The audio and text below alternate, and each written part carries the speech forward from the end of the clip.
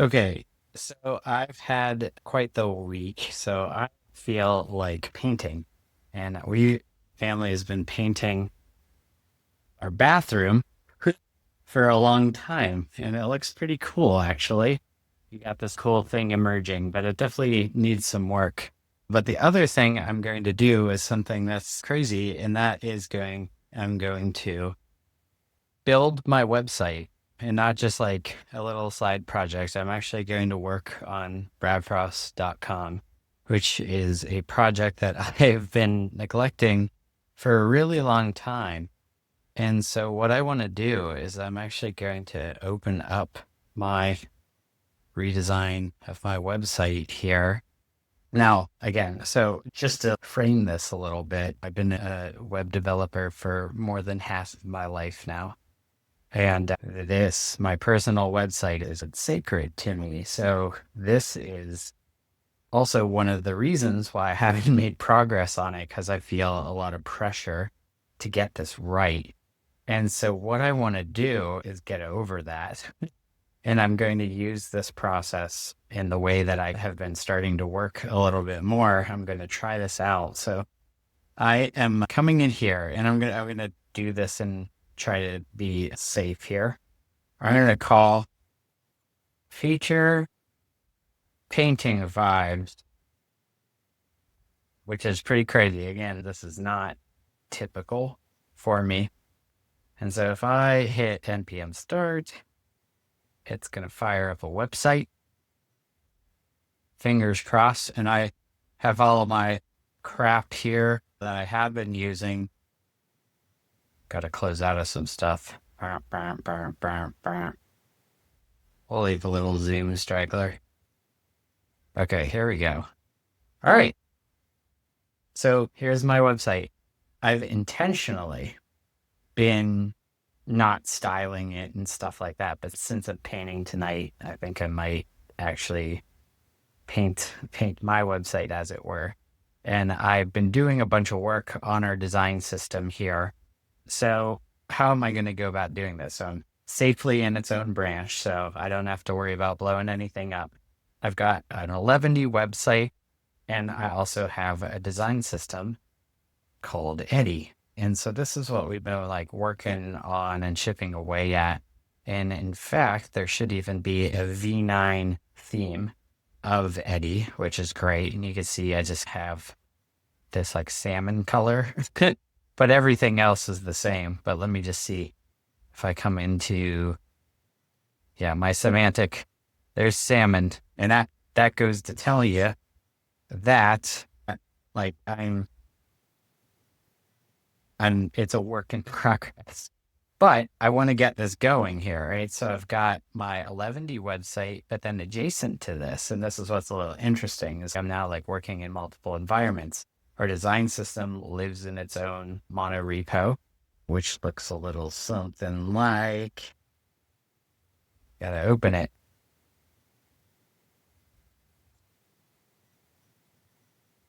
Eddie Design System. So here's what I want to do. I basically want to be like, okay, here's this. Here's Eddie Design System. I'm going to create a new branch. I'm going to call it Feature Painting Vibes, right?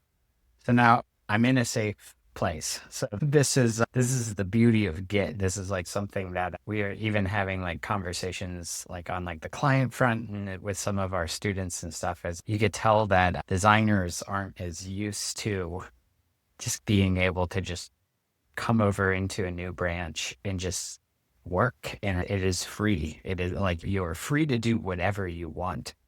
And I think that's like an attitude that I've seen go away, which is strange because we're talking about literal professional designers who should be making more of a mess than they currently are. So I have these environments set up, which is really quite nice. And I'm going to start this project here. And I'm going to say, okay, so here's the design system. That one's so now I have two local hosts going, right? I've got my design system and I've got my other one. This has always been a pain in the ass about web development. If you want to work on multiple things across multiple projects at the same time, it's like hot link things to get. It's a big pain in the butt. So we are going to enlist the help now that I have both of these things up of my new best friend, Claude Cowork. So I'm going to come up here and I'm going to create a new task. And what I'm going to say is we are going, I'm actually just going to start talking through whisper flow. So I'm going to hit function. All right, Claude, I am painting my basement. No, not my basement. I am painting my bathroom. A really cool, it's Friday night and I'm painting my bathroom. But I also want to work on my personal website and make some really good progress on my website. So what we're going to do is we're going to work across two different sites, and we are already in a new safe branch, and we are going to bring my website to life as much as I possibly can.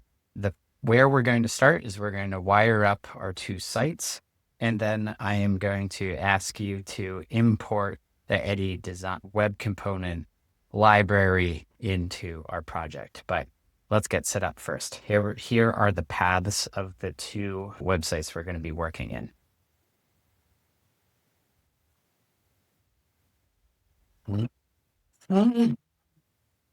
So it's tilde sites BF11T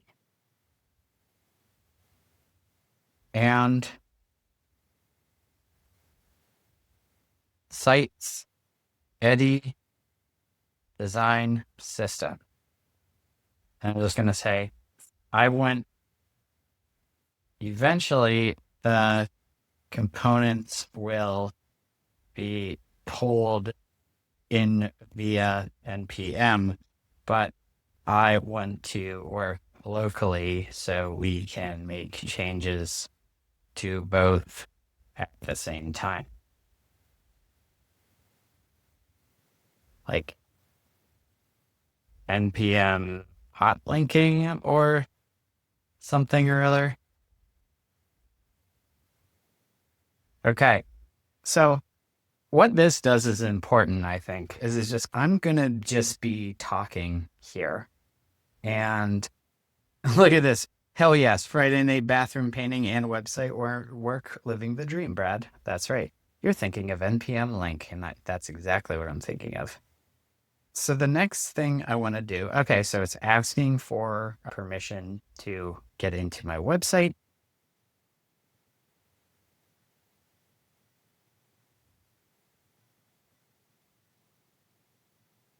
And it's chunking away.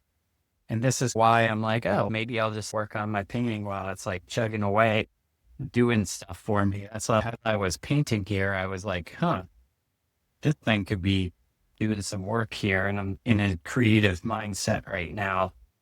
What if I approached web development a little differently after 20 years doing it a certain way? I really like the idea of talking to websites.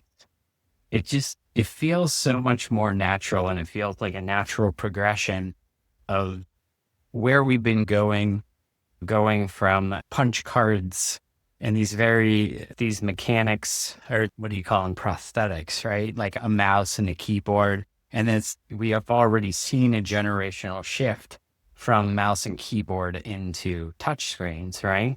And we're now going to go through another one where I think that voice interfaces have been around for a while between the Alexas and the Siris of the world.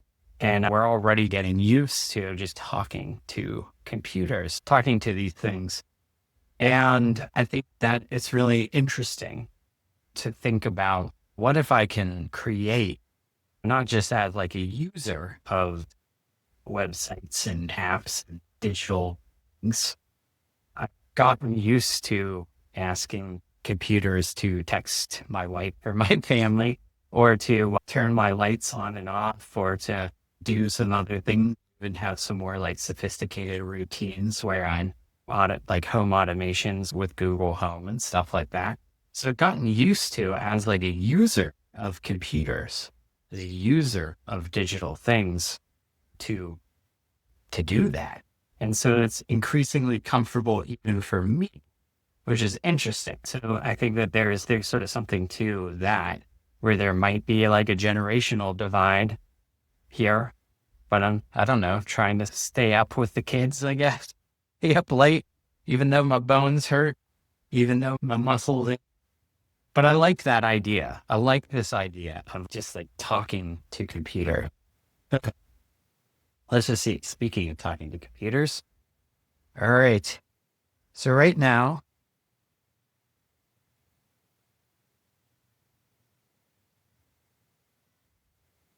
should I add it?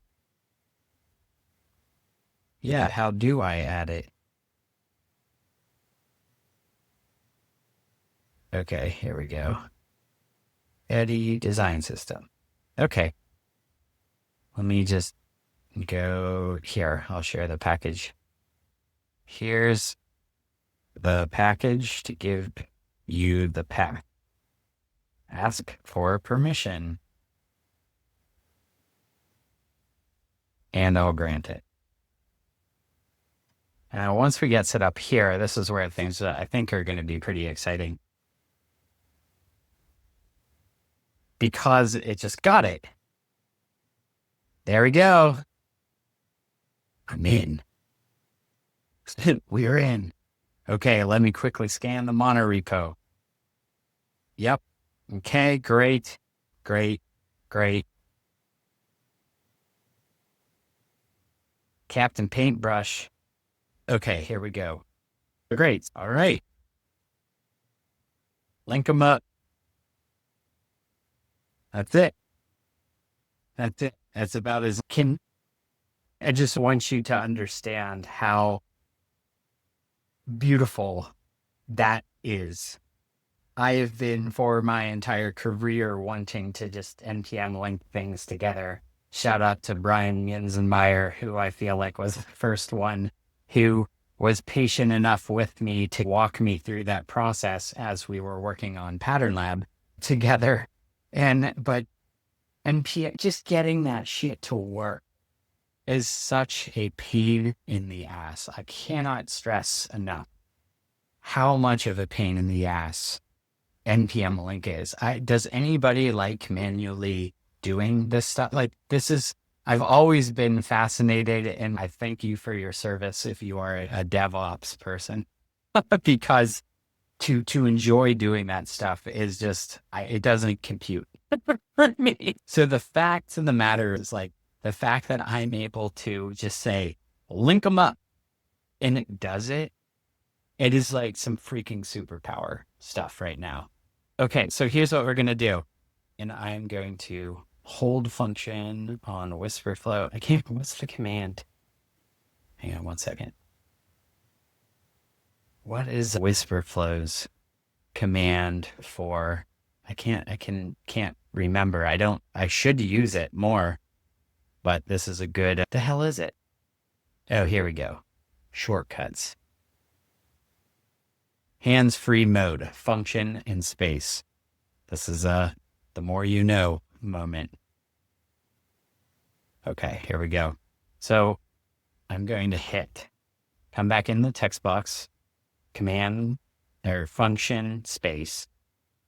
Okay, and now what we're going to do now is we are going to test just to make sure that everything is working. So the next order of business is I want you to install all of Eddie's packages, the linked versions of them, and validate that they're running on my localhost 8080 port. So what we want to do is link it up in the head of our website and make sure and get one icon, one component, one design token, or our built design tokens, and a recipe onto the page.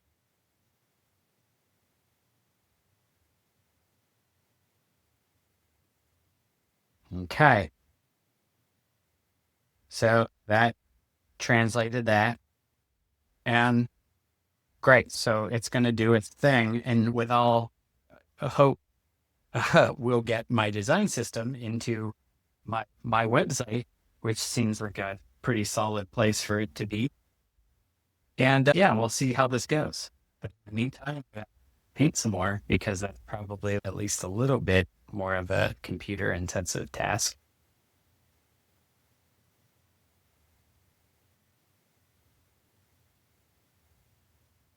And at some point in the future, I have a feeling that we will be thinking about watching these things load like this in the same way that we felt whenever we were waiting for ages to connect to the internet or to download a song from Napster or to do anything of consequence, watch a video on the internet or whatever. The stuff gets faster. And that's something that I feel like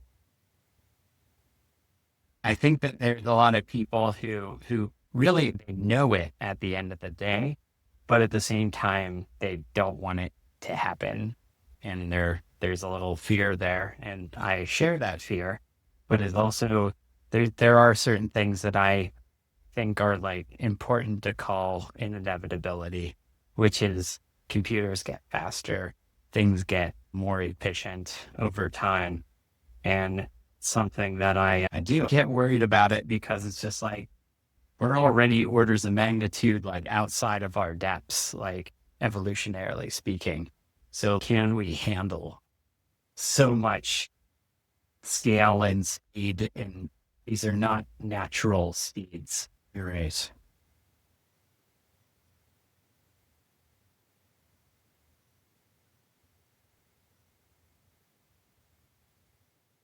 I'm not very good at painting plants.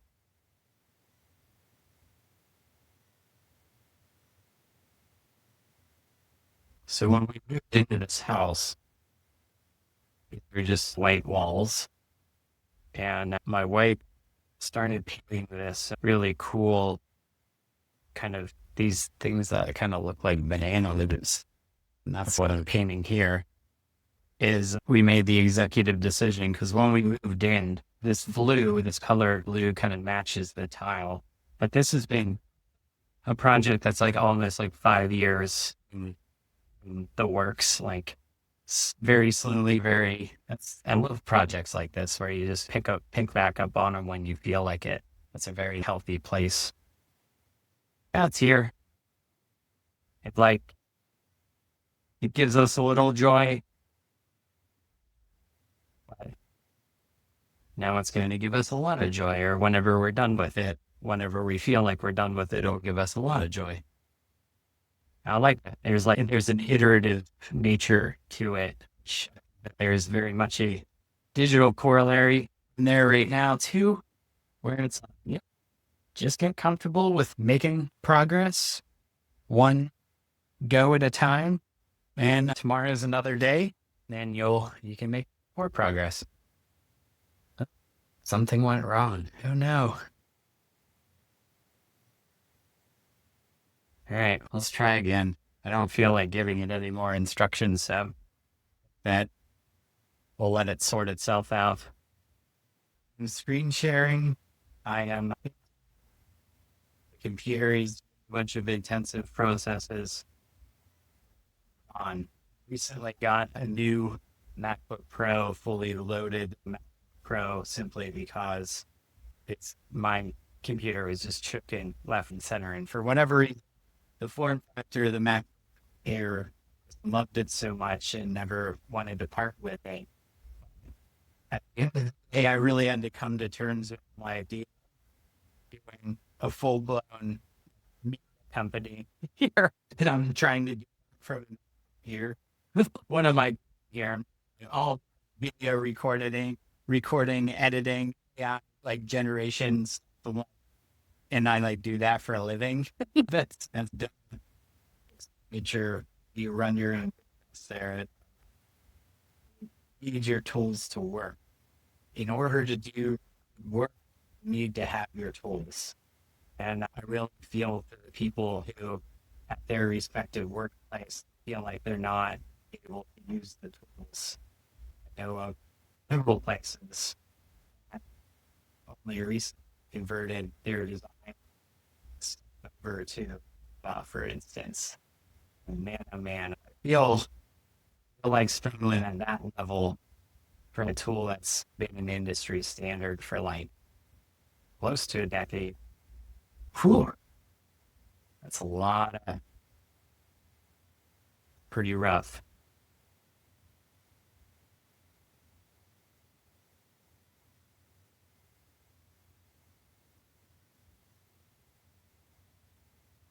All right, let's see what we're working with here. Dang, it keeps. Okay, it seems like you're really struggling. Try something simpler. You shouldn't be trying to kill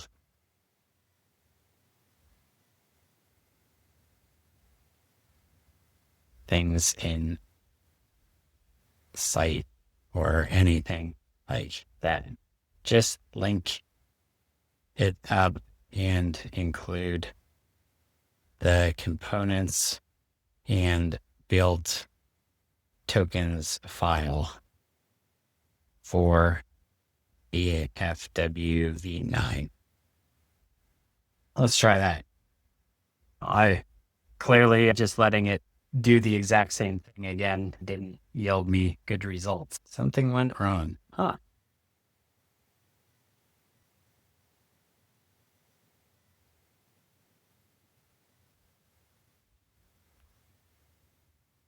Pod keeps choking and say something went wrong. Huh.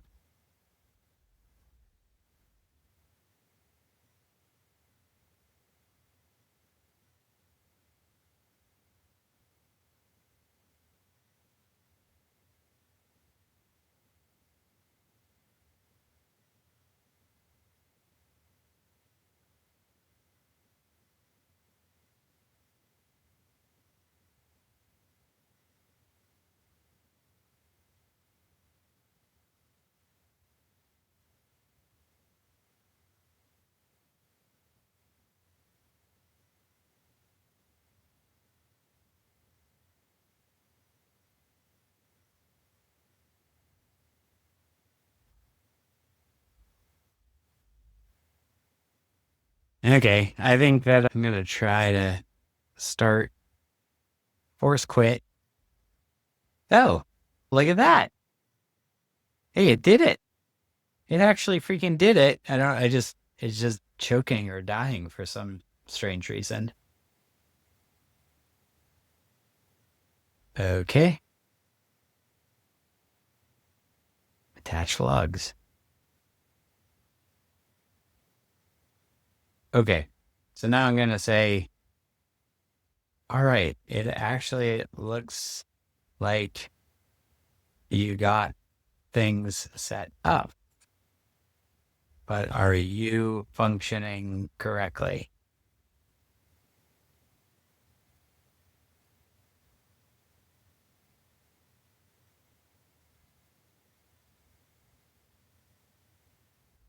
It has to think really hard.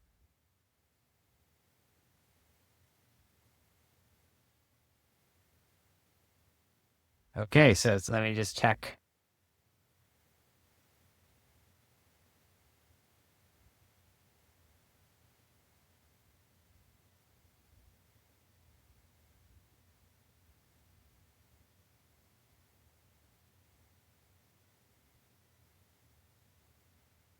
Okay. Yep. There we go. All right. So this is wild. Okay. Holy shit. Again, just you might go, Brad, just learn how NPM link works. To which I say, no, I don't want to do that. That's not fun work. I don't like it. It frustrates me a lot. And I'd rather spend my time actually like working on the fun stuff, right? This is great. Okay, so what this means is that I have, again, if I come in here and say theme, color, background, brand is set to salmon. So here's my Eddie design system repo. But then if I go, I'm just going to say, all right, let's check to see if Eddie is working properly. And let's, instead of Eddie's design token in V9 theme to be set to salmon, I want it to be set to Rebecca purple instead. So update those values, rebuild the theme, and I want to see if it shows up on my linked version of my website. Let's do it. So this is, again, like I'm seeing like getting it set up, validating that it's working, that the connection's happening, right? So this is like a lot of how I've been like doing this stuff is that I'm like, I don't want you to be like writing my code. I don't want not like the code that I know how to do. I got that part. All I want you to do is a lot of like connecting dots and like doing some stuff. And then I think what's really interesting and what we're starting to play with like now is, for instance, TJ is a much better developer than I am. And so TJ has like, I feel like a better sense of rigor than I ever have, where we've always been loose with like tests, which I shouldn't say as a developer, as a consultant, we've worked with people who actually know how to do that. But Ian's learned how to do it over the years and stuff, but I was always just one step removed from that. So I think I missed both. And you know what? I don't mind. I don't mind. That's not, again, that's not fun work. That's chore work. And again, fully like 100% necessary for quality. I just don't personally prefer doing it. And I have a great admiration for people who do actually enjoy that kind of work. When I was like, I'll set that one out. So I rely on smarter developers to get things really done. And so what I really love about this process here, server died, let me restart it. Aside from it just like struggling. 0 salmon. All right, let's see. Wait, did it update it on, or does it just need to restart or rebuild? No, I'm not seeing it. Let me go into my thing, npm start, storybook dev. Let's just see. Nope. And I'll take a picture of this, right, and share it in Claude. I'll basically say that. And then let me just see this just to double check. Yeah, maybe if I did maybe like a new thing, and if I did new design tokens publish or new design token build. Here we go. Build tokens. Oh. Okay. npm run build tokens. All right, now let me just check for myself. If I kind of come in here and go to V9 and go to CSS and go here, do I see salmon? Nope, it's Rebecca purple. That's exactly what it should be. All right, now let's see if it's working then. Okay. Oh, there we go. Okay. But this is not showing. So let's see here. And I'm going to take a screenshot of this. And a screenshot of this. But yeah, so it's okay. So this is not, let me just, for curiosity here, where is this? Where does it say it's linked up to? Yeah, whatever.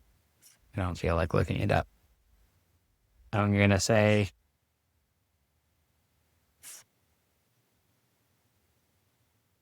I'm seeing it, Rebecca Purple in story in Petty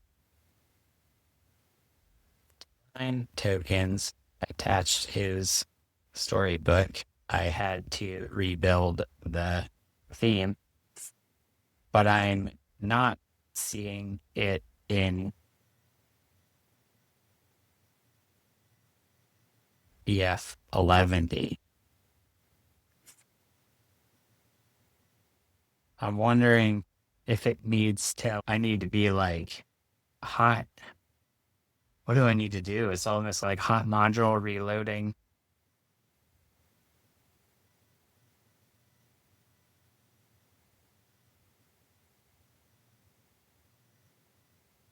Can't, VM can't.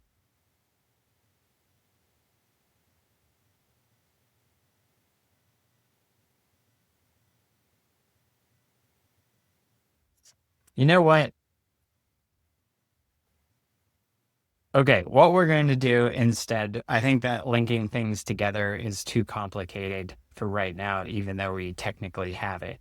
What I want to focus on is actually building the V9 website experience, putting everything together. So we're gonna leave the local connection where it is, and instead we're just going to focus on the 11T website, and that's going to get us actually moving. So the very first thing I want you to do is to put the skip to main content, the logo, and the top level navigation menu into an instance of Eddie's header, which is ed dash header.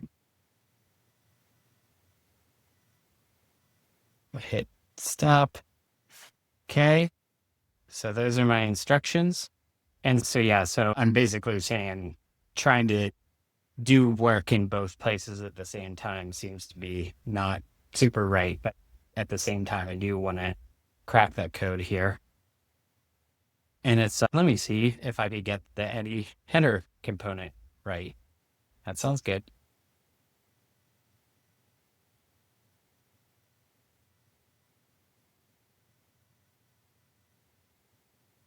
Plain. Okay. The layout container to cap content. Your site title as the logo home link. Great. Yeah.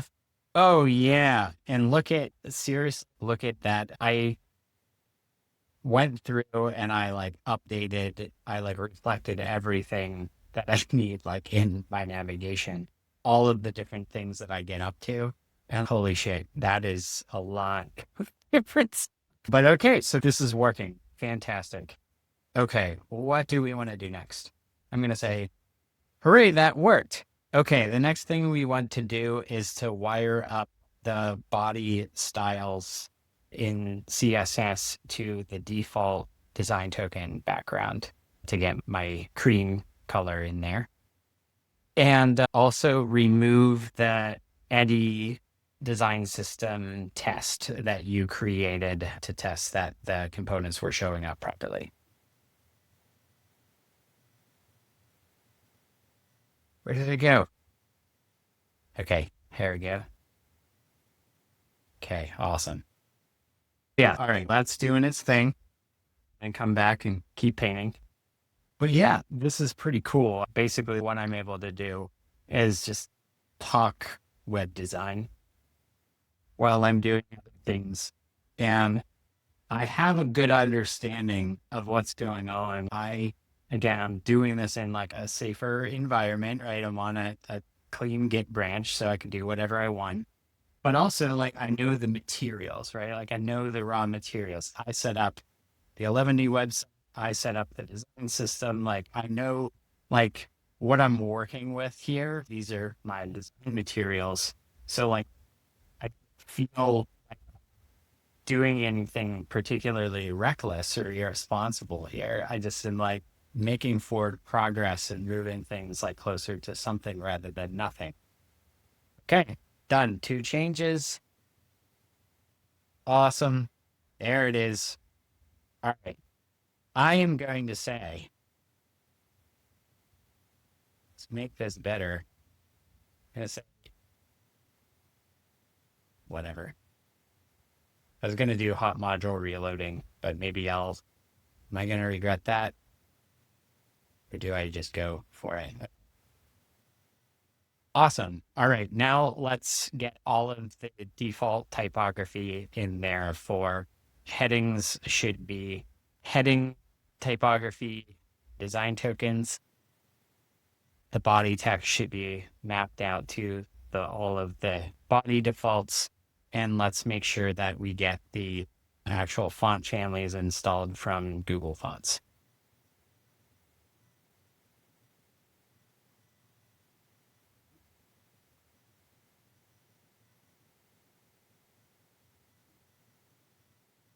Great. See, so you can see I'm just kind of like building it up, right? It's literally just like painting. You start like whenever we put on like the first coat, it was like the dark. We're just blocking out the colors. It's very low fidelity. You're not trying to be super detailed. You're just chunking it out. You're just putting the coarse pieces in place. And then what you can do is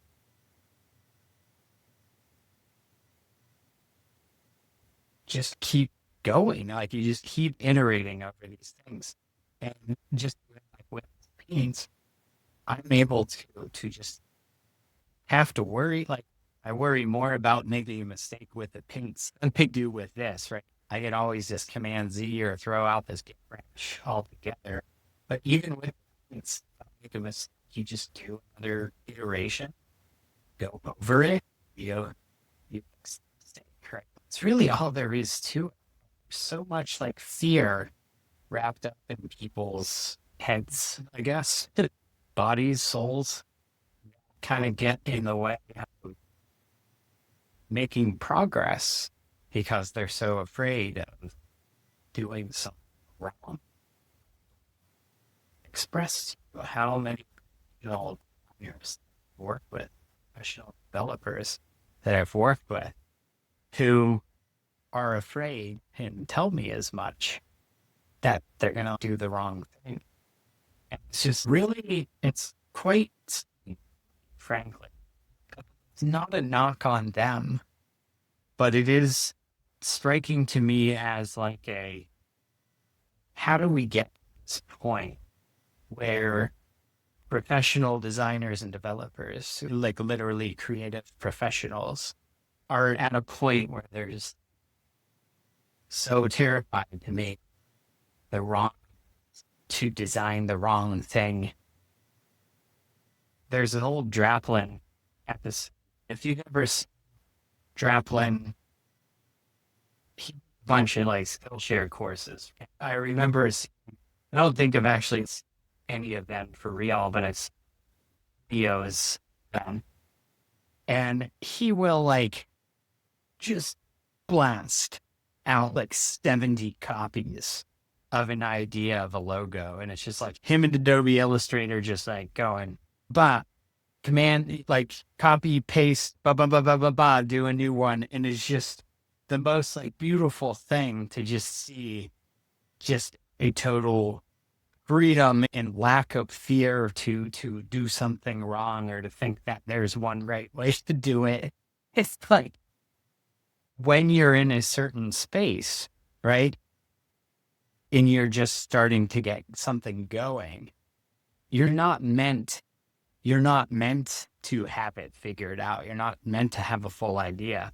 For instance, like what I'm doing here, I've really no idea where I'm going to end up with this. And that's the process. That is the creative process. That is the design process. This is an artistic practice, right? Like in this specific respect, right? This is my website. I can do whatever the hell I want to it. And so this I'm going to play. And this is how I'm playing. And we don't allow ourselves to play.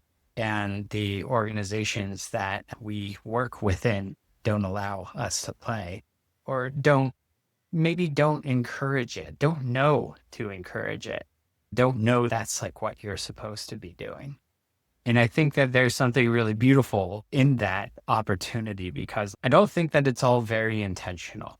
I just think that there's a collective lack of imagination of what does it look like to do more playful things in work? What does it look like if we don't just put everybody on an assembly line and just have them like cranking out like widgets page after page, flow after flow, using like the same goddamn process that is just so completely disrespectful and uninspired.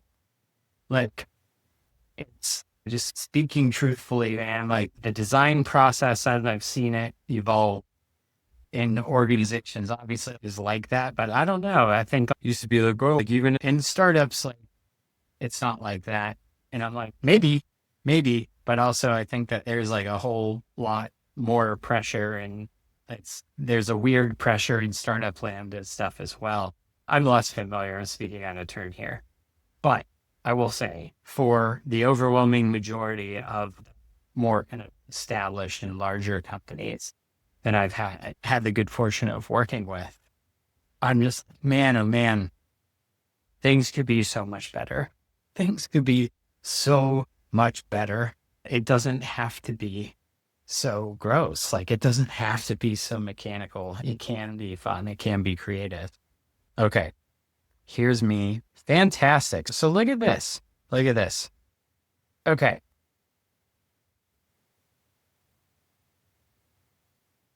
Here's where things get fun because now I'm having to be creative because it seems like linking things together is a bit of a pain in the ass.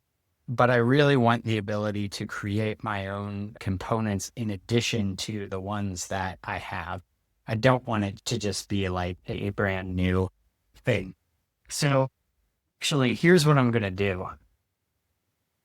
I did this and made this like this visualization. I'm going to say Rand. Yeah. Okay. So here's what I'm going to do next. I'm going to say, okay, I don't know where I'm going with this, but I do know that I just made a really cool branded visualizer thing, and I was thinking about incorporating that into the website. So let's have for each and every page, I want an iframe that's serving as the hero background with the H1 tag sitting over top of the visualization. Here's the link to the visualization. Okay. So again, so this was all totally just created out of the ether. And I think what's interesting is that it's, oh, okay, this started as fun. This started as, oh, let's just see what kind of cool shapes I could make. And it's gotten really freaking powerful. And I'll actually show it to you just while it's doing this. But if I go to visuals, I have all of these different things here. We created AI spaghetti because for our course, we've been talking about how this is the creative process now. Isn't that cool? Strays, we can do more of a rotation, less of a rotation, update the speed, update the pack, shrinkify this. Oh, look at that. Man, holy crap. So cool. This is so cool. But anyways, the idea, we're doing all these things. Like, look at these freaking beautiful shapes.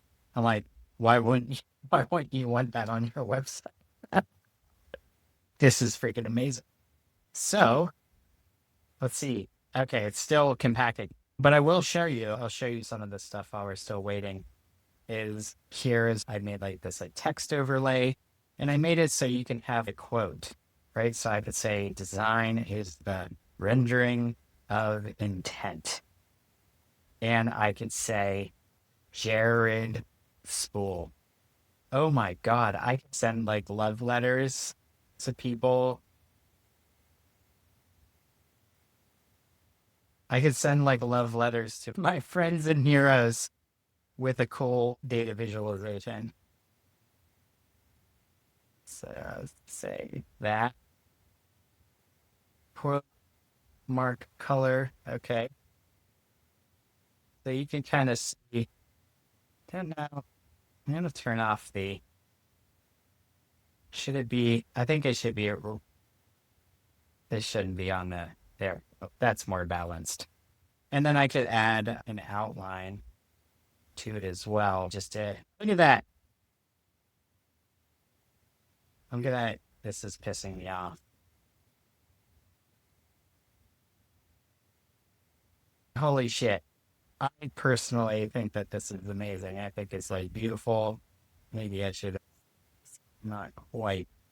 Yeah, here we go. I think I went less of an outline. Well, shit. Like that looks freaking cool. It's just, this is, I can confidently say that I made this, even though what I did was tell a computer to make a computer program that allows me to create some images and some cool looking shapes. And so, just to be clear, this entire program is not AI. There's no AI to it at all. This does not require an AI things. I just used AI to facilitate the creation of the software. And I already have a sense of the technologies at play here, right? So I'm already pretty fluent in this language, right? I know what canvas animations are. I know what outline and these design tokens that are powering this, right? Because all of this is powered by our design system. And I could, Jesus, this is so freaking cool. Look at that. My God. The tokens didn't update with the text. I will forgive it because of holy shit. I think that is like the coolest thing. I think that is just like the coolest thing. Like this is control. I have control over this. This isn't necessarily you're just writing a thing and it's just going off the rails. It's like I am able to shape the parameters. I'm able to get it closer to where I think it looks good to not. And I love this. And so what I'm going to do is I'm going to want to share this right now. So I'm going to click the share button. And what I did was I told AI to tell this computer program to allow me to share the state, right? Add URL parameters for all of these little sliders and settings. So that if I went to a brand new tab, it's the exact same thing, right? This is the freaking web, my friends. This is just the most gorgeous thing. And so I'm going to come on here. Is Jared even on Blue Sky? Let's just sign is the rendering text. I wonder what it'll look like on my phone. That's the other thing, is that is how people will see this on their phones. Maybe I should send it to myself first. Is that lame, though? Should I just go for it? No, I'll be responsible. I'll check this out. I want to send this to my device. Send it to my phone.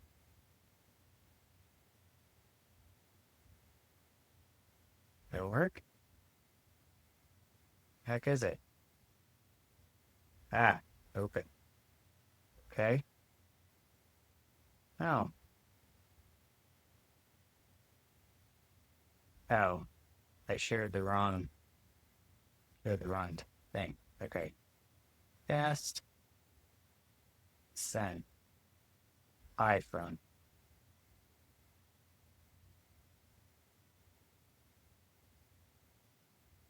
Okay. Open. There we go. Okay. So not bad.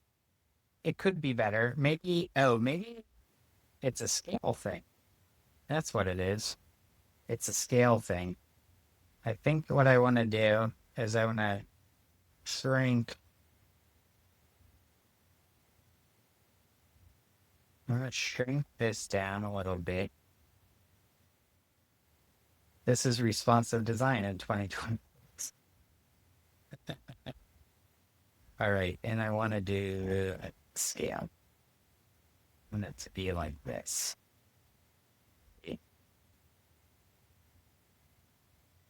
Sure.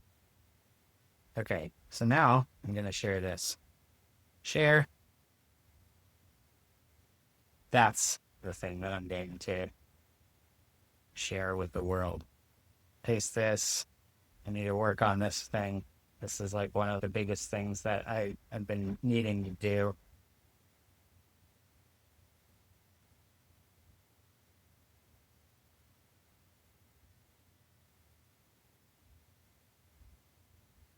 What man, the next thing I need to do is to get like video of this. I want like just little 30-second loops of this stuff. I think that'd be like super duper cool.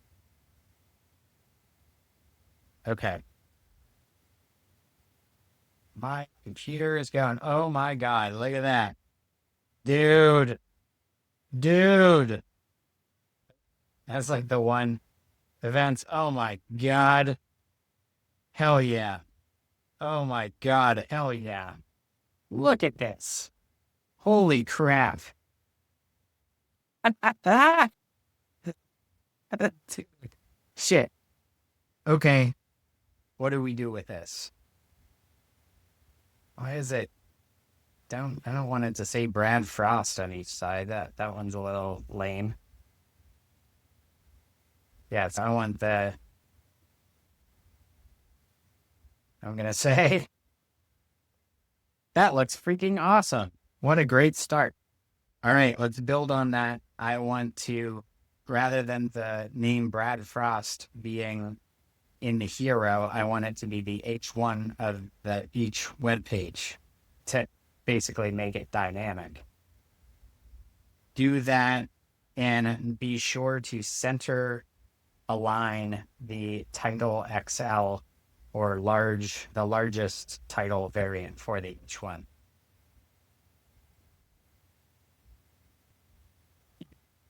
Here we go.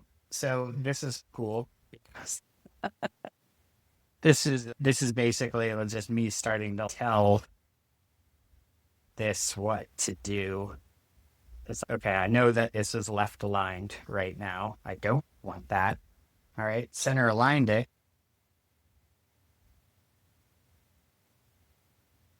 Now, no, don't make it say Brad Frost on every web page. That's not the opposite of what I want. Instead, I want the hero title to be that H1 on each whatever 11D is currently spitting out as H1 title. Again, I could go in and change this manually. I just don't want to. I know that I can. I know that's like a way I could address this. But right now, I'd rather be like painting and talking while I'm doing. This feels freer than what I'm used to. Oh my God, look at that. Amazing. Okay, this is getting annoying though. Is it because these things look freaking amazing?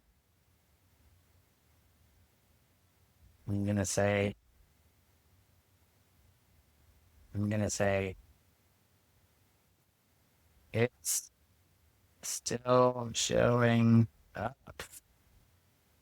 Please fix. So the screenshot you're looking at says events instead of Brad Frost.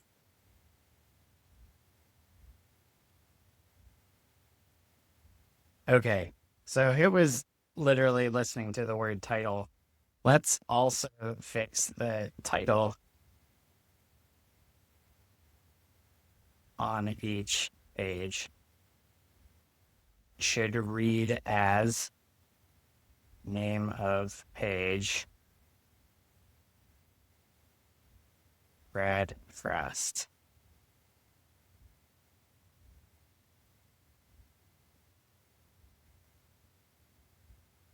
All right. Sure. I've always loved a good title. I always had very specific thoughts about them. It's like it should be like the blog post followed by this. Okay, cool. All right, what do we got? Awesome. This feels good. Okay, so now if I go in here, links, archive, right? So you can see something here, right? You can tell that it's like not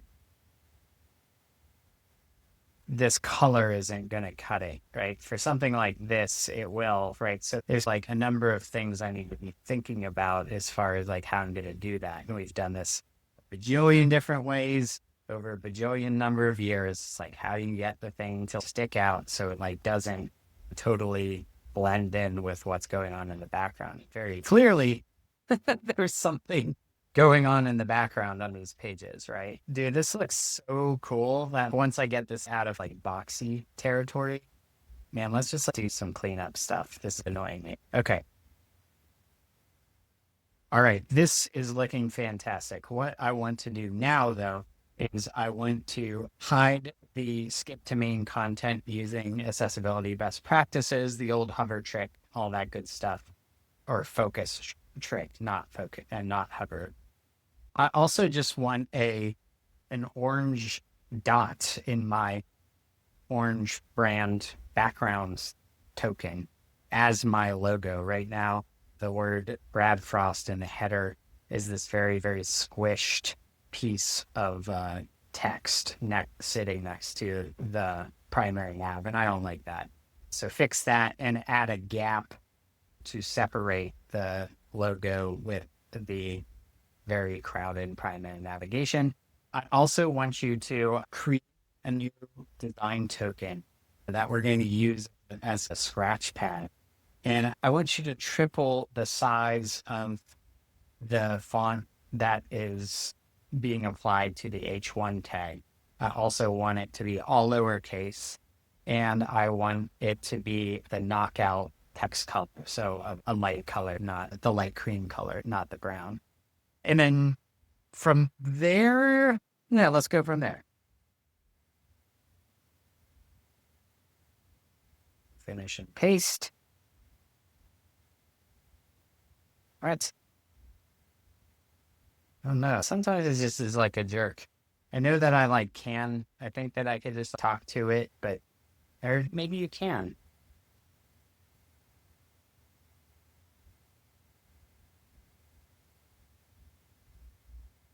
So yeah, so you can see that right, it's doing its thing. Hiding skip domain content with accessible focus pattern, cool.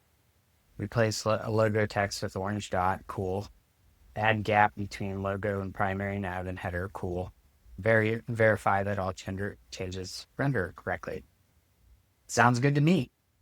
But it's coming back to, I think that there's like something, what I'm picking at here is it's like I'm pretty fluent in these languages. I wouldn't be as getting results like this. I don't think if I didn't have a fluency in this language, I wouldn't be able to say or get in the arena if I were doing like strictly like backend things and telling it to do backend things. Feel like maybe I could be like, write these databases, do these things, link these things together. But I would absolutely guarantee you that I would be getting more blow ups and would not have the right language to get out of it. But that's something that I think is really fascinating as we pick at all of this is this kind of what point does the specifics of the language stop mattering, right? And what fidelity? For this work, again, this is creative work. It's a lot different whenever we're talking about things of higher consequence. But again, the pixels are cheap. Like this is just, we just burn this down, rebuild it 100 different times. And we can just do that. What in the world is going on there? Oh, it's because it's the new theme.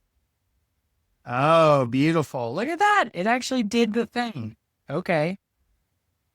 That's so cool. Okay. So the skip link happened. Yes. Love it.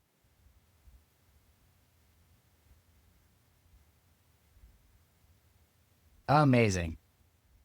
All right. So here's where things are going to get, I feel like, even crazier here. It technically made me a circle logo. It hid the skip to main content, but if I tab in there, it says skip to main content, so it'll skip over my nav. Beautiful. The client works is 3 times as big and is a lighter thing, but it's also like you can see that's my like RSS feed. Yeah. Okay. All right. So now we're on to something here. Okay. Fantastic. Coming along. I'm going to say, all right, we want to triple the size of that logo dot that you created. Also, the hero title should be set to the content knockout token. And then the last thing I want to do is I want to, in the Scratchpad tokens, I want to override the Rebecca Purple coming from the theme. And instead, I want to change it back to my orange, my BE6700 orange. Look at that. I have it memorized. So cool. Also, be sure to add some margin to push the primary nav away from it. But what we're going to do next is actually, I really want this website to be a timeline, and specifically a vertical timeline. And I had sketched this out a long time ago, but I lost it. I didn't lose it. I can get it back, but we're just going to we're going to create it. And so I want you to create a new timeline recipe component and a new timeline node recipe component. And because we're not working directly in, let's try creating those recipes in the Eddy design system ecosystem and pull them over into our 11D website. So I'm going to stop that. Coming along. All right.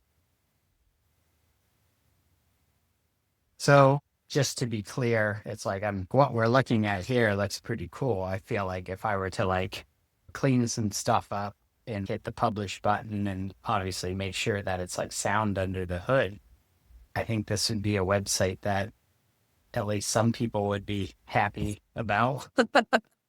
But you can see that if I let me do it. I'll let it do its thing. I'm gonna go get something to eat real quick. 1 second. Okay, this is starting to look not half bad here. Holy shit! I like this. This looks good. That looks that looks like genuine good. Like that looks good. Okay, so let's see where it's going. Here we go. So this truly gets scratchpad tokens. What a concept. I don't know if I've seen that before. I'm sure that people could tell me that they do that in their work or whatever, but I've never really heard it referred to in that way. I think that's really cool. That's something that I'd be able to tell clients. Okay. Dude, way do I make this interactive?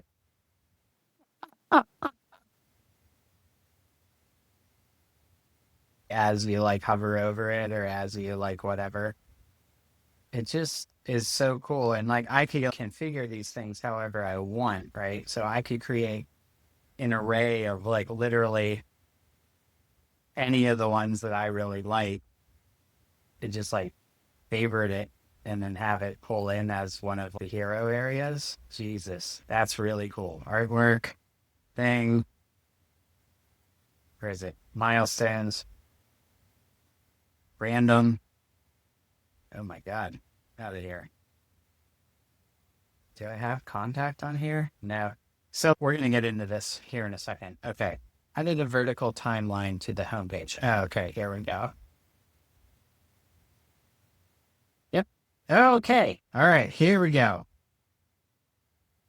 And I'm running out of juice here, and that's an issue. But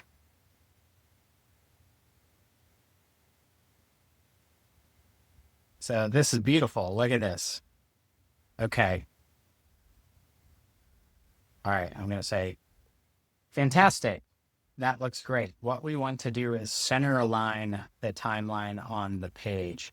And we want the timeline nodes to alternate between being on the left and the right. So they should vertically stacked be right aligned timeline node, left aligned timeline node, aligned timeline node, and so on and so forth. So the circles of the timeline, which need to be a lot bigger, should be centered on the page with the line going through. The line should be the brown border color. I don't know which one that is. I don't know which one that. Okay. Let me rewrite the timeline CSS, please. Do I feel bad? And again, this is the thing that I've like literally spent my entire career doing, is writing CSS, is writing HTML. And I just think it's important to note my personal total and complete comfort with allowing this thing to take over the reins in that, and for me to interact with HTML and CSS, these things I've spent more than half of my life mastering, to give that over and interact with it in a new way. I'm not abandoning it. I'm not letting this thing take over my job. My job isn't to tickety tack type the characters. My job is to render the results of what those characters are doing, right?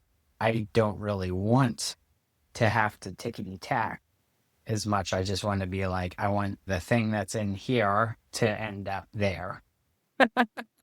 And however I go about doing that, and whatever modality I go through, whatever prosthetic, whatever process that gets me to that result matters. It's not that it doesn't matter. If I'm tickety tacking on a keyboard, I'm going to be in a different place than we got here today.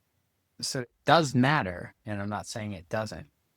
But what I don't believe is that, for me at least, and I can't speak for you, or I can't speak for anybody else, but this is not an existential threat to your livelihood, strictly from if this stuff like takes over some of those tasks, it means that I'm useless. You very much have use. Like, you need to steer, you need to sculpt, you need to continue to have the ideas that need to be out in the world, and you need to pursue those, and you need to use technology in order to do that. Now, how you go about doing it is your value as a creative professional.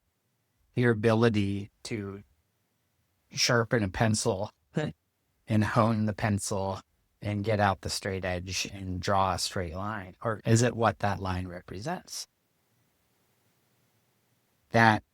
What that line represents could be the brick facade of a building that's meant to live in the world. So whether you drew that mechanically, old school blueprint wise, if you used AutoCAD, if you used SketchUp, or if you used whatever professional grade architecture software, or if you just vibe coded or just had ChatGPT say, make it look like this. The idea is that in this particular use case, you're talking about artifacts, right? That drawing is not ever going to be the actual building, right? That Figma comp is never going to, on its own, stand up and turn into software. Like the, your ability to wield certain tools and to just push things around a specific tool is not your skill as a designer and as a human being. Your skill as a designer and as a human being is to express judgment, is to express critical thinking, is to express craft, is to express nuance and looking at something like this and going, do I like, is this what I'm looking for? Yes or no? Are some of these maybe too intense, but other ones aren't? Really? I'm a thinking, breathing human being making judgment calls on what I want to exist in the world. And as I see it, that's our job as designers. Okay. So as I eat some Hershey Kisses, this is looking pretty dang good. What do I want to do? So this is going to be pretty wild. So let's just see. This is beautiful. Okay. Since we're on a roll here, I am going to, what are we going to do? Oh, this is what I want to do. These are just placeholders here, and I think that's perfect. If I go to my archive, currently I have this rendering every single blog post I've ever written. What's crazy is that there's 20 years or close to it, close to 20 years of writing here, which is absolutely crazy. December 2007. So coming up on 20 years of having things on this site. Okay. So here's where things get fun. All right, let's do it. Okay, so this is looking really great. Let's replace this timeline component, or I'm sorry, with these timeline samples with every single blog post, link, and content type on this website. And I want to display the entirety of it on the homepage, all represented as timeline nodes in chronological order. And I want each content type to have its own color coding using my design tokens accent colors to start with, and then pick some other sensible colors when you run out of those, because I know that there's more content types than just this. So again, what I want you to do is to put literally every piece of content on here across all of these different categories, including artworks, notes, books, courses, etc. Put them all on the same timeline in chronological order, in color code the timeline nodes, so the circles to match. Okay. Let's see what we can do.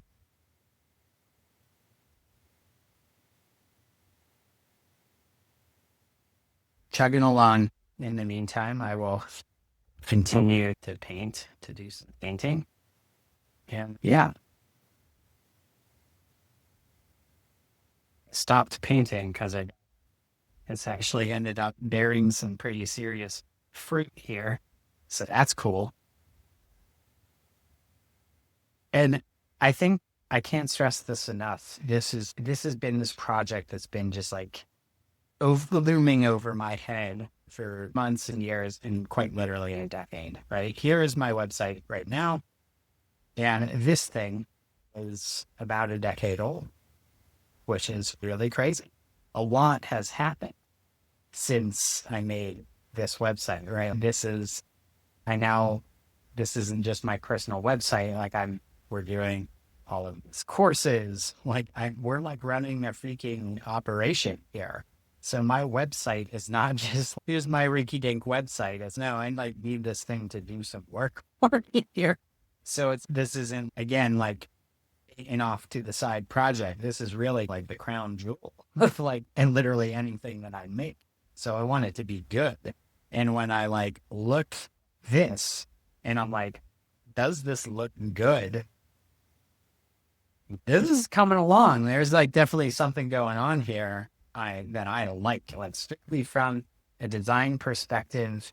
Again, does this mean that this is the most like performant, accessible, good to go, good to ship, cross browser, cross device, blah blah blah blah blah experience? No, and I'm not saying that.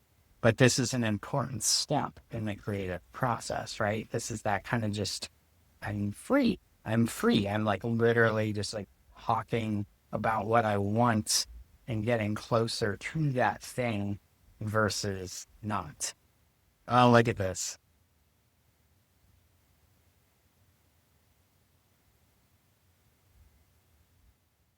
Ah! Holy shit. Okay, so there's going to be a bunch for the last time I actually entered these. Oh, yeah. Ah, ah, ah, ah, ah. Yeah, man. That looks good. Okay. So here's what I want to say. Oh, it's still working. Holy shit. Yeah, man. Look at this.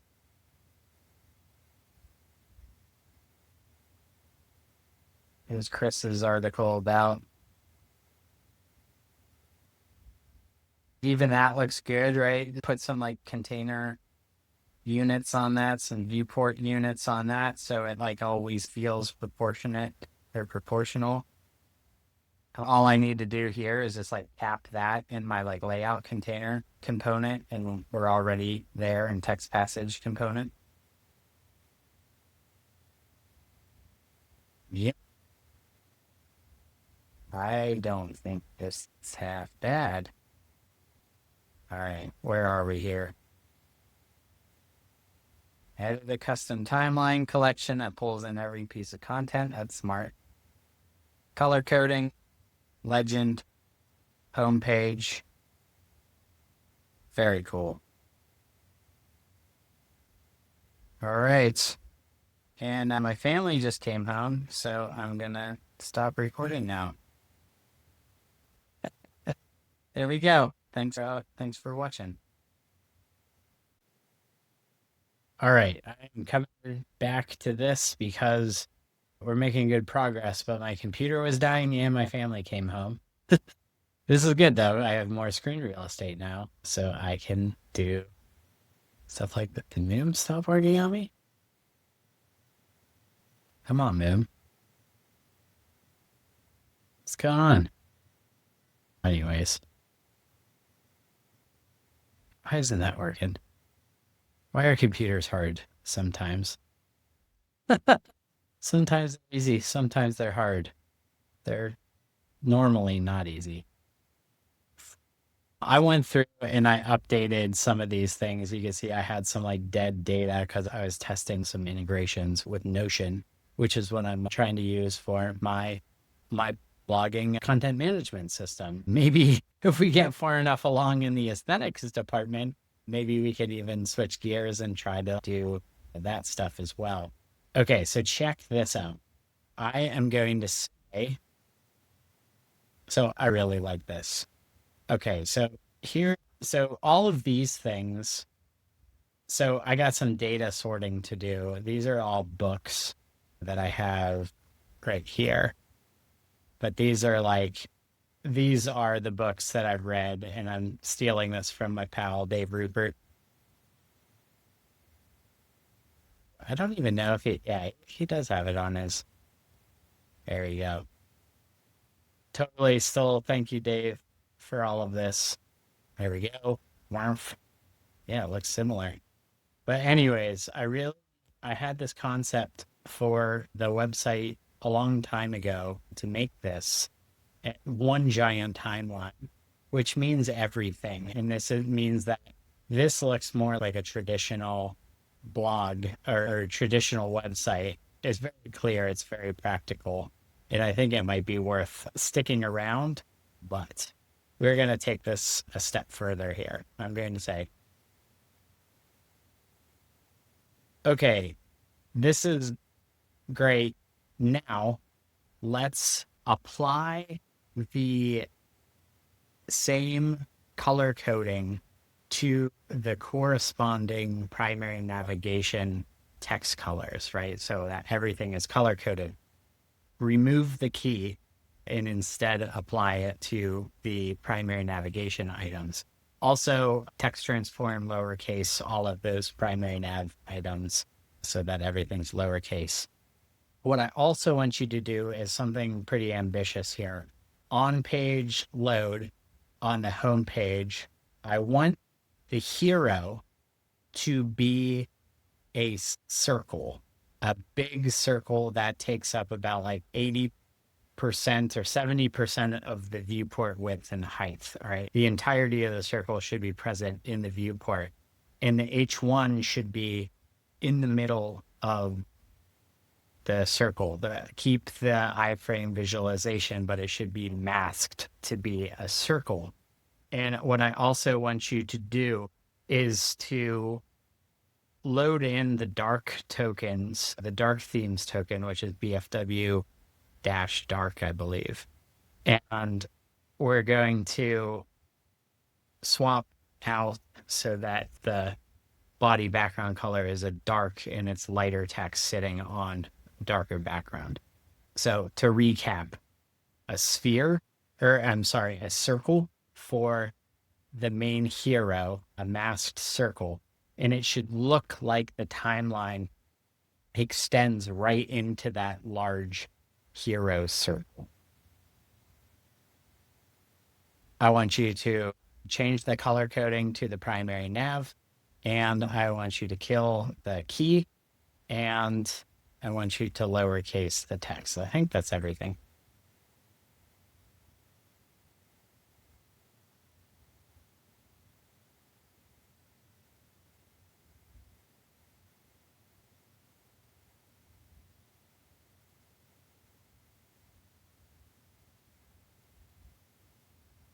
Yeah, as we're doing this, so I've had this idea for a long time. Shit, that looks awesome. I'm just gonna take a screenshot of that. Maybe a screen recording, record video. No, I didn't want to do the whole screen. Wait, 5. Why is this hard? Okay, sure. Record video. And mouse out of the way. Like this in and of itself is awesome. Like just this, like what we're looking at here is so cool. If 20 years ago, be like, Brad, what does your website look like? And I were to show this animation, oh, holy shit. I'd be like, yeah, man, this is incredible. Very cool. Okay. So it's working through all of this stuff. You can see all this. What's going to be fun is that I'll be able to go into some of these interior pages like later. But you can see, like we have our design, like all of this is hooked up to our design system. You can see like the nice just active states that's overflowing, which is, it's not used to having 20 nav items. Okay. Lowercase, dark background, but I need to keep that. Let's see. Look at that. It's, oh yeah, the dark theme is using the Gothic as well, so I don't need to change anything there. We don't have enough documentation on we don't have as much documentation on our token system, which we should probably address, especially as this is cool, right? This stuff is telling. It's like interpreting and analyzing. This becomes, I think, some of the work as design systems professionals that we have to do is like all of this stuff it's having to guess these things, right? Oh my God.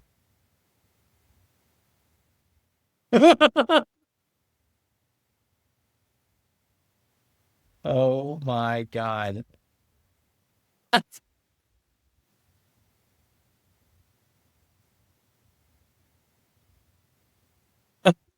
Oh my-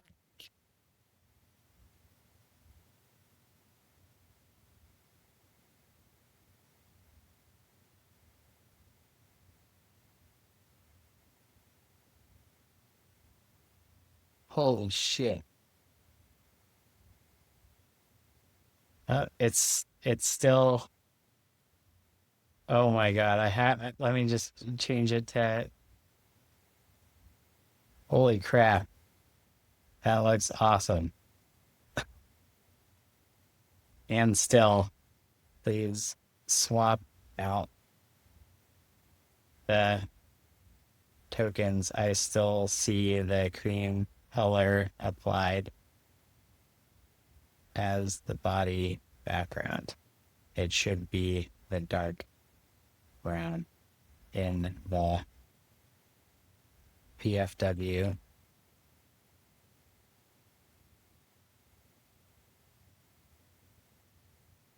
I can't believe this.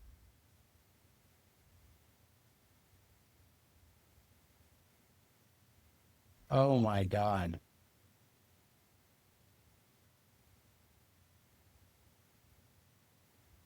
I want to be able to control.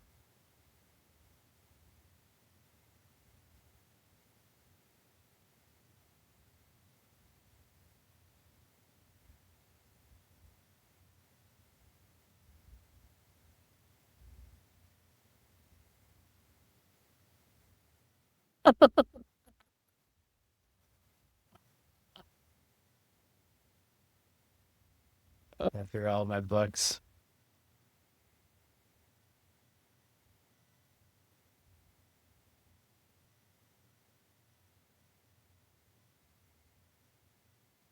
Holy shit.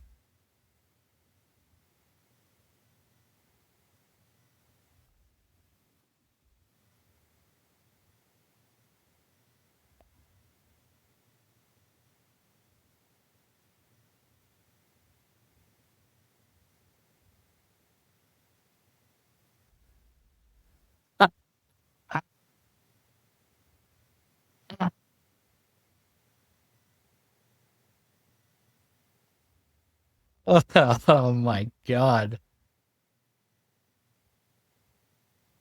Holy moly. Okay. All right. All right. Let's get to work.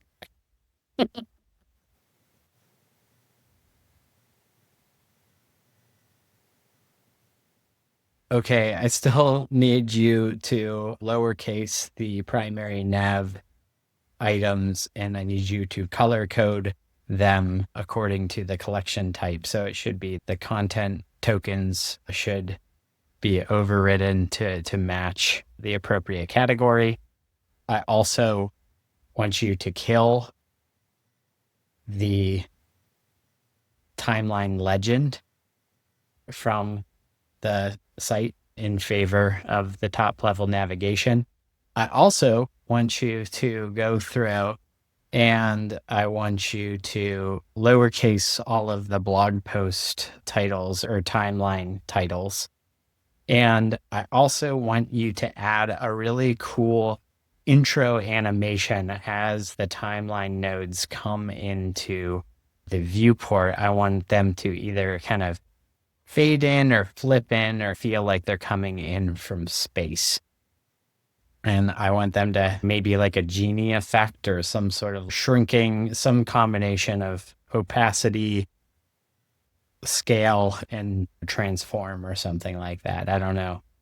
so that as you are scrolling down the website, each one of the timeline nodes is coming in dynamically, or it makes it look like it's coming in dynamically animation wise.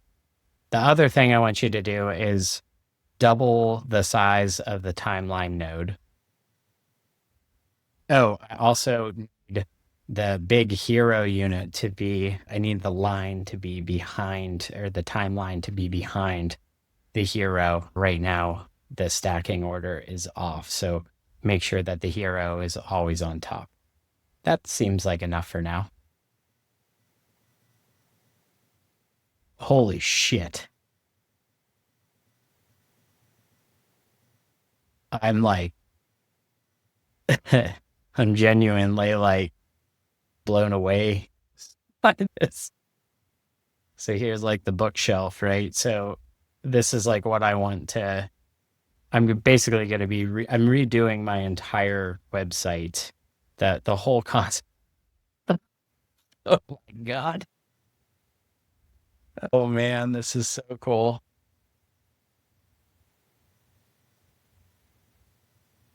Oh my god! Wow.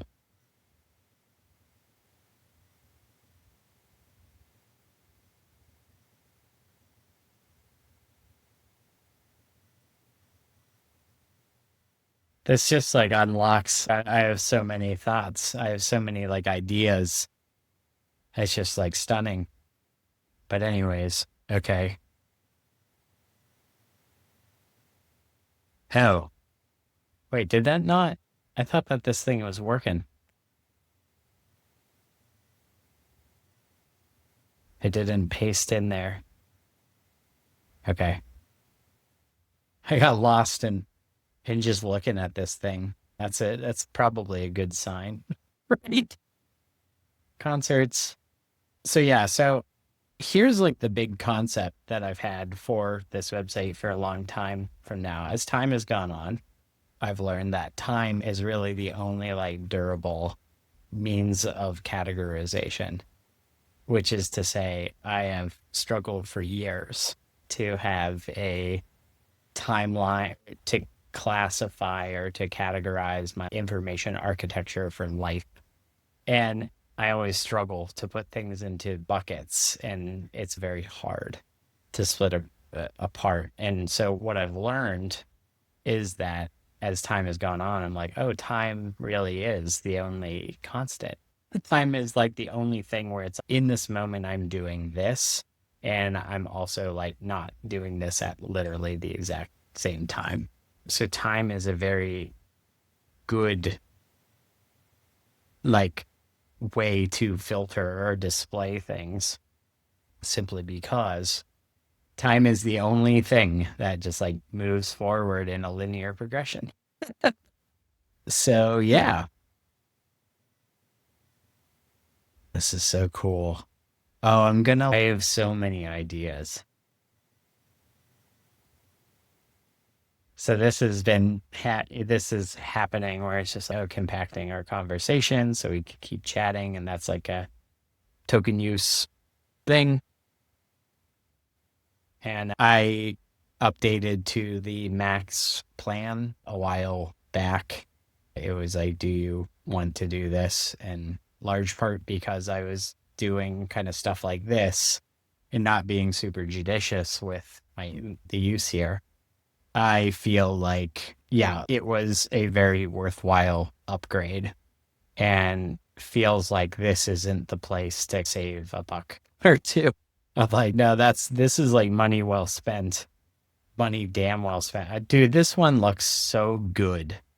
This looks so cool.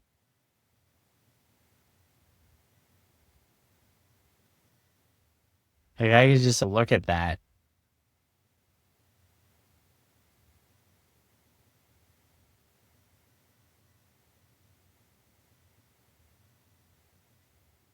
That one's really cool too.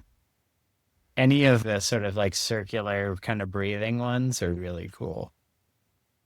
And you could do like a prefers reduced motion kind of thing so that if people aren't into this, ah, which is fair. That's valid.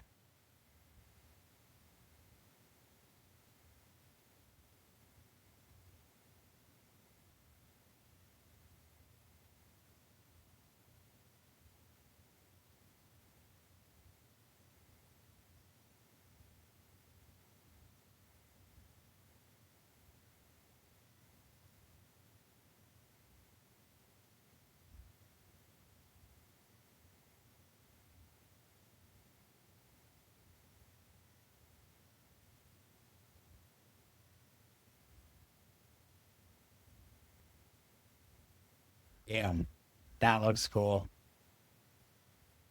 There are some circular Mondrian paintings.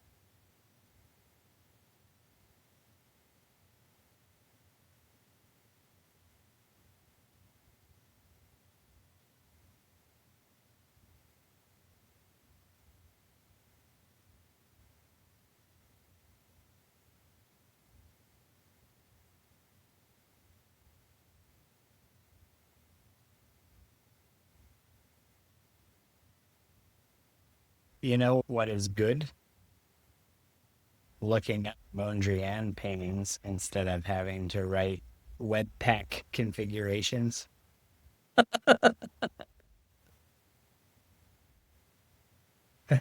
That's a much better use. Now, I know for a fact there's this one I've always really loved this one because it wasn't his like normal style. It had some really cool stuff. You could just see that more this is just like more beautiful and organic. Just gorgeous. Amazing. But I swear maybe it was the diamond shapes. Yeah, it was like the diamond shapes. It wasn't circle canvases. But in any case, if I go back here, it updated. Oh my God, that one looks so cool. That one looks awesome. The ones where it's seamless. So this gives me like the idea of it's okay. If I make a bunch of these like spherical things against a certain background, right? I could have this like really cool organic looking shape, right? Serve as this thing because that looks just beautiful, right? It's cool with the hard line of the circle, but this just has such a cool effect. Look at that. I zoom in here. It doesn't zoom properly. It doesn't matter. That is awesome. And I'm like not trying to be like ego, whatever. I'm just like really digging. Like I think that this looks really good. Okay, so great. Okay, so let's see if it added did it add the intersection observer? Nope. Oh dear.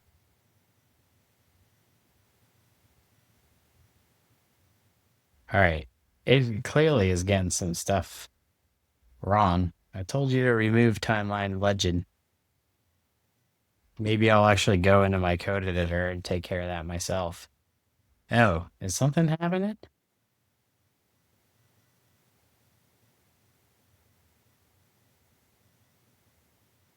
Where is this coming from? Heading anchors? There we go. Oh, Zach Leatherman. What are you doing? What are you doing building my content management system? My website builder? This is all big shout out. 11D. Huge shout out to Zach. Huge shout out to 11D. Zach is a good, such a good steward of the web. And look at this freaking stuff. Freaking possums hanging by balloons. This, my friends, is what the internet is about. Seriously. But I do need to go find this. All right, so where the heck is this thing showing up?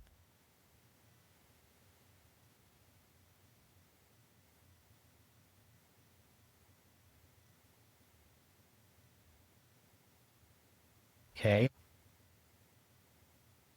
Oh, is it confused?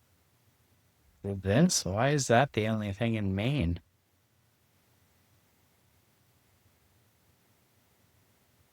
Ugh. See, this is okay. Oh, all right. Yeah, see, this is not the fun part of web design, right? That's like a great like case in point. Is I don't want to have to go find this. I'm just gonna screenshot it or just be like, please remove timeline legend. It's still there. Also, the color coding for the primary nav items isn't working. They are just all cream. Most importantly, let me just see, is there anything showing up for the this timeline? Like what's going on here? Why is it like not appearing?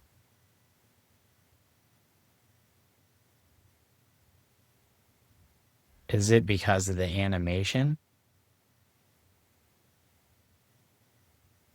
Or is it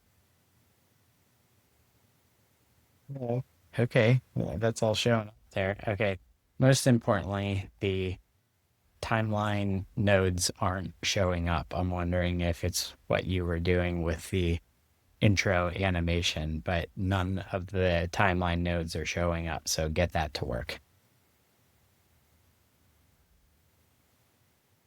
So I'm already thinking ahead. Fingers crossed this knocks this out.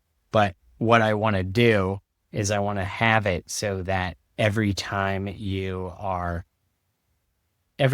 on a page, whether if I go to links, you can see there's all of these, right? So the idea is to just like this is going to be the paradigm for everything, right? So it's like events and events happen in chronological order and the notes. And so this I'm going to be like indie web publishing notes to my own website and then I'm going to be like propagating them out elsewhere.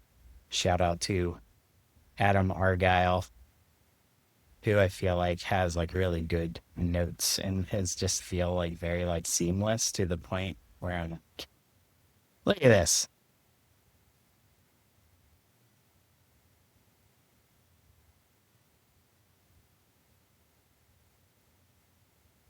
Oh man, that reminds me, I gotta get in touch with Adam again. We've been trying to get together to do some talking on his thing. Oh man. All right. That's note to self. I gotta get in touch with Adam. But I really love what he has. Look at this. It's just so cool. They just feel like they're very contained. And I love this. I think it's freaking beautiful. I think it's amazing.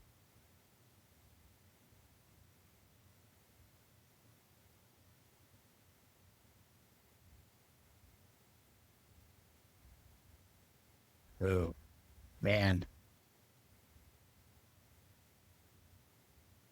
Yeah, man.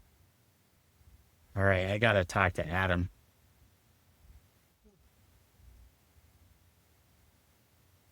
Anyways, yeah. And he's got some good timeline stuff too. These are just like, this is just really nice. This is all really thoughtful. Just look at those beautiful little bubbles popping up there. He's just, he's got so much good stuff. What a good guy. We've had some good adventures over the last couple of years together. I'm very pleased. Okay, let's see. Oh, there's still, I'm gonna try to rebuild. I don't think that's the problem, but just out of curiosity, maybe there's something.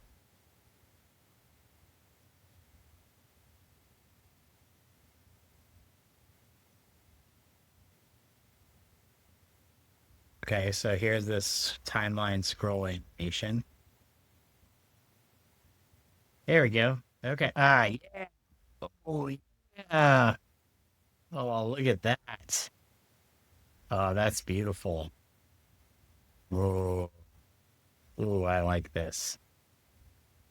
I like this.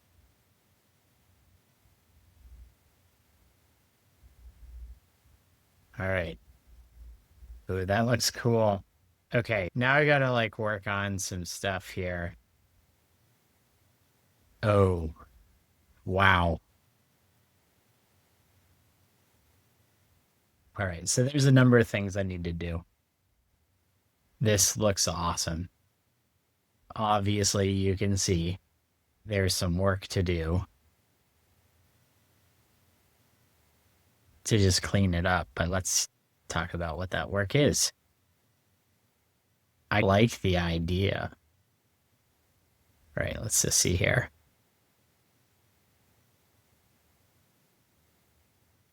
Okay, this is starting to look good. I'd like for the intersection observer intro animation to work. So as the timeline nodes come into the bottom of the viewport, I want the cool effect to happen, the animation effect.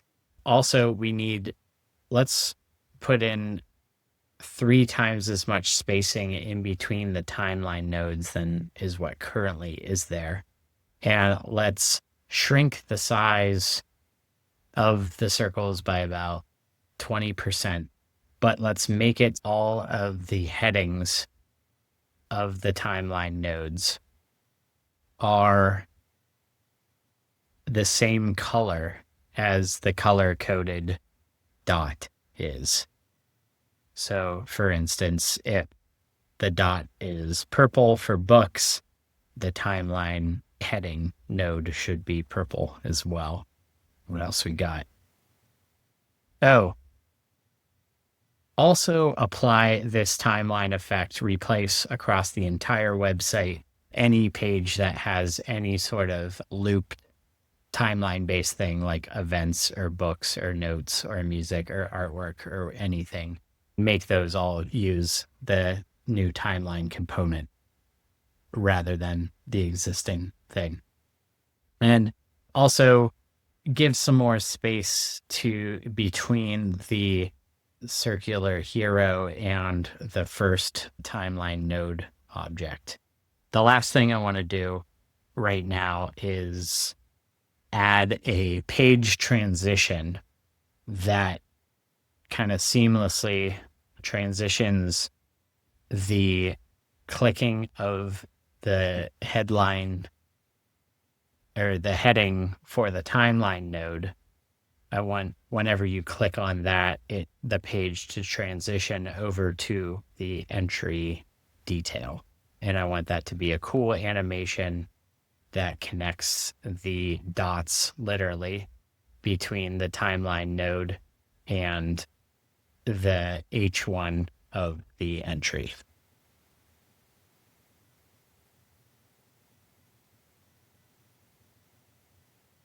That's a lot of stuff right there.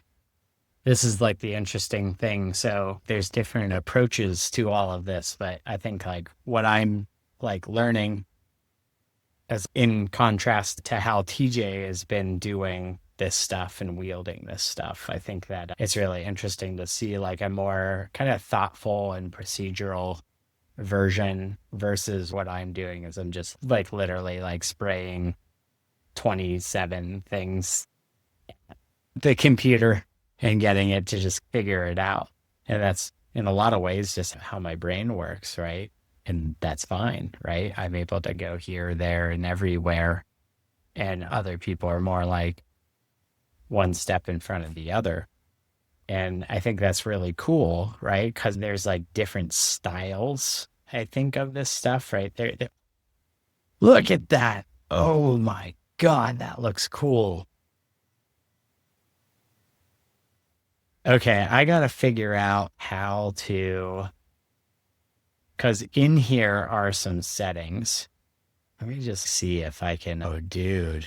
Wow. How are they doing this? Just border radius, huh? That's it, huh? And no overflow hidden. Now what I want to see is a can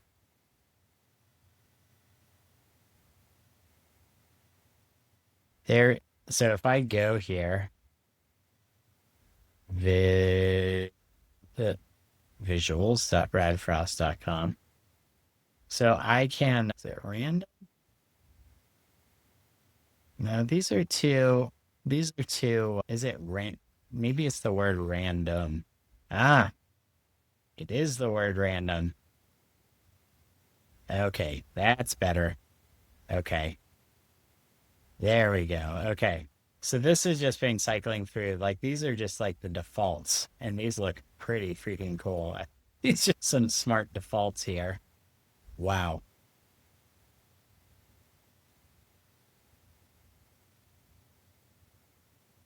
that looks so cool. So this is going to get crazier here because what I'm about to do, where is it? It's like visuals. There you go. But rather than rand, I'm going to do random. Dude, I think that this one's my favorite so far. That looks so cool. I think that looks freaking cool. Incredible. Okay.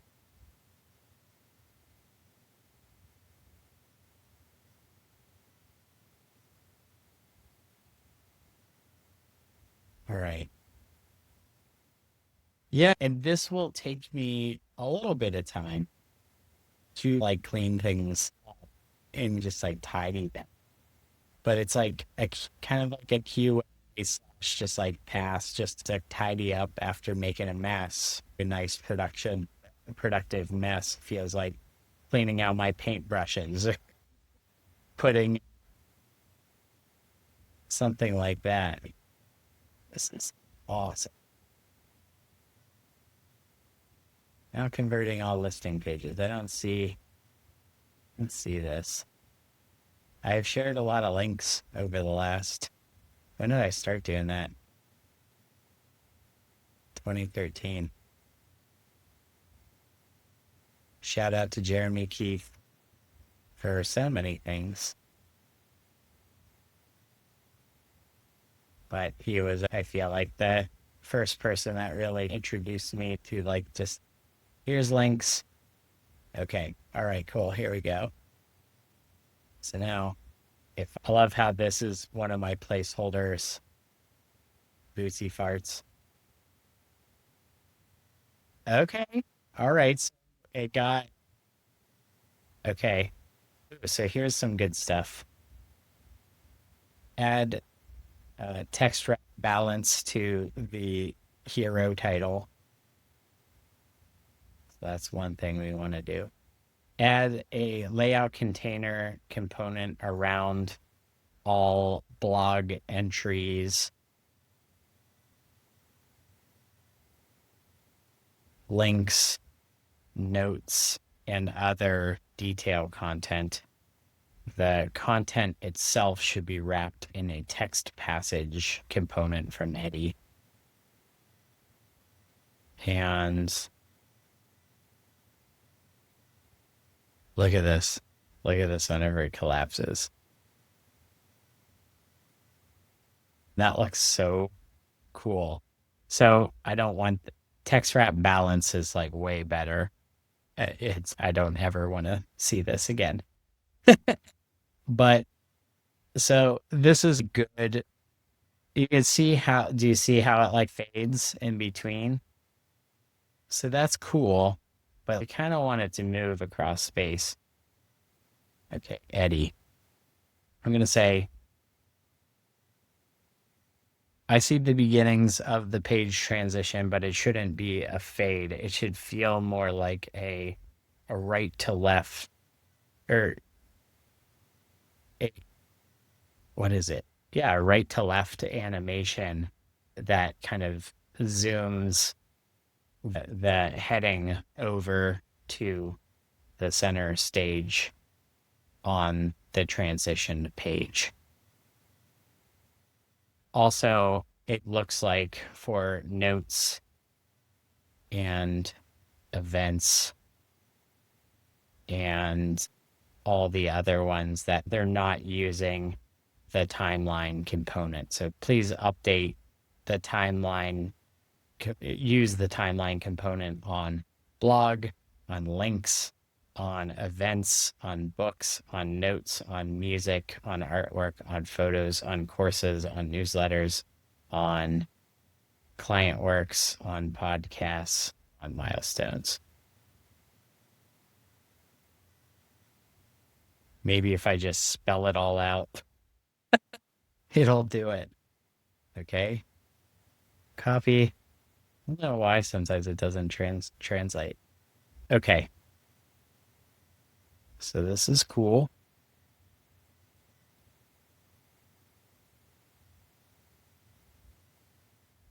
What excites me about this so much is that this allows me to present a really disparate amount of output, creative output in kind of one format. That's, I think, why I'm gravitating to all of this. Because again, like what I've always struggled, just going, oh, what's good enough to make the cut, right? Can I even talk about the books that I'm reading on my website? Or should I even include my artworks? What makes the cut to come over the line? And I was like, screw it. I'm just going to include everything because I make art, I make music, I take pictures of things, I send newsletters, I share links, I do all of this different stuff. I speak at conferences. I have had these kind of like milestones in here.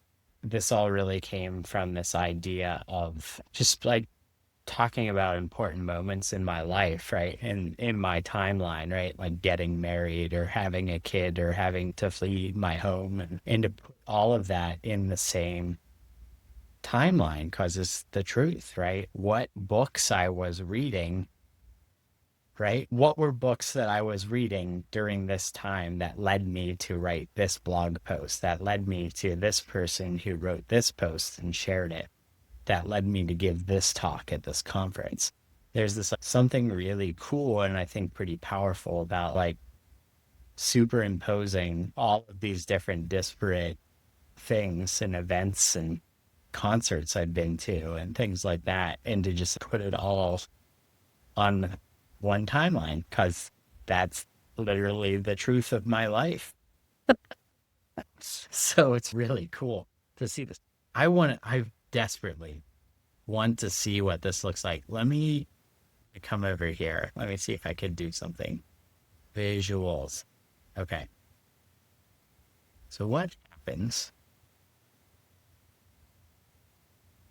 if I change this? I really like this one a lot, but what if I change this to the dark theme? And what if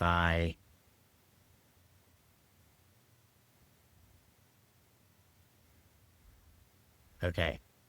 So the way that I design this is when you share it with the URL parameters. So I'm going to come in here and I'm going to do this. Let's just see what that does. Something tells me like that one particular is pretty cool. Okay. Okay. Wait a minute. This isn't working. Oh, go restart the server. Okay.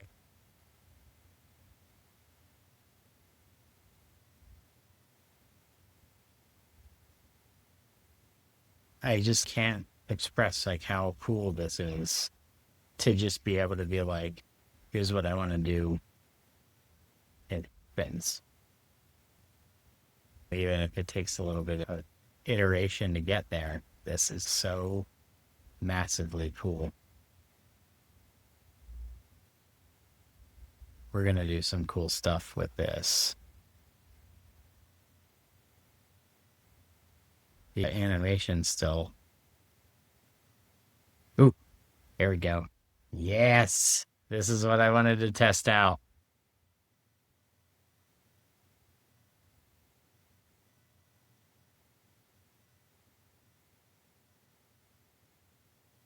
Intersection animation isn't working, but like, how cool does that look? How cool does that look?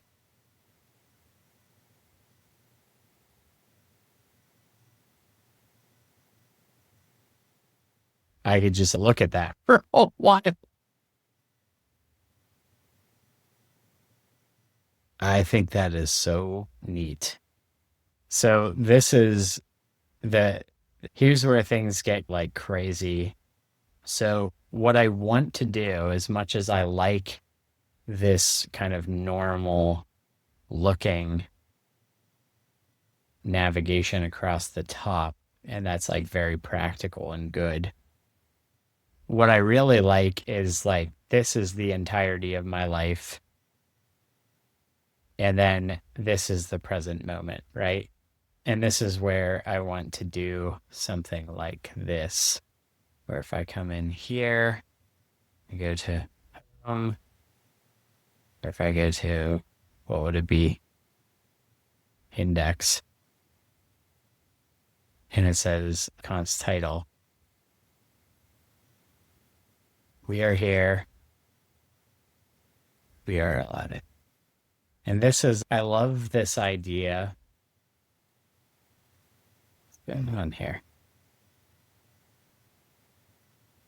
File changed. Okay. Something's not like the build isn't building quite right.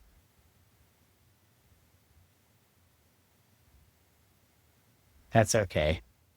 But I think that this just looks so cool. And there we go.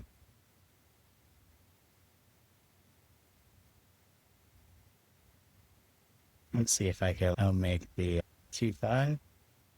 Okay, share. Where was I before? It's, let's see. This feels good.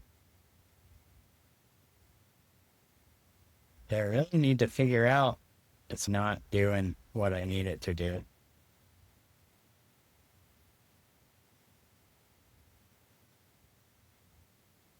So it can't be reached, not for long, because 11D is awesome.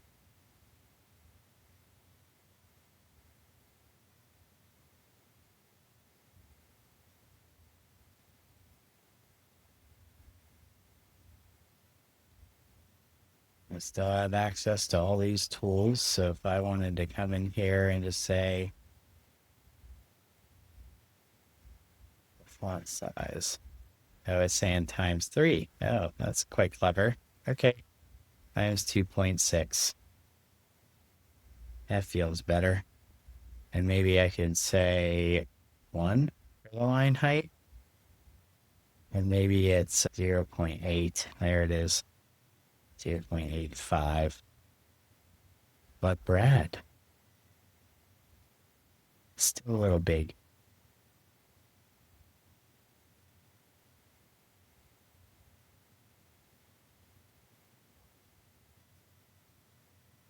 Maybe it's just a clean 2.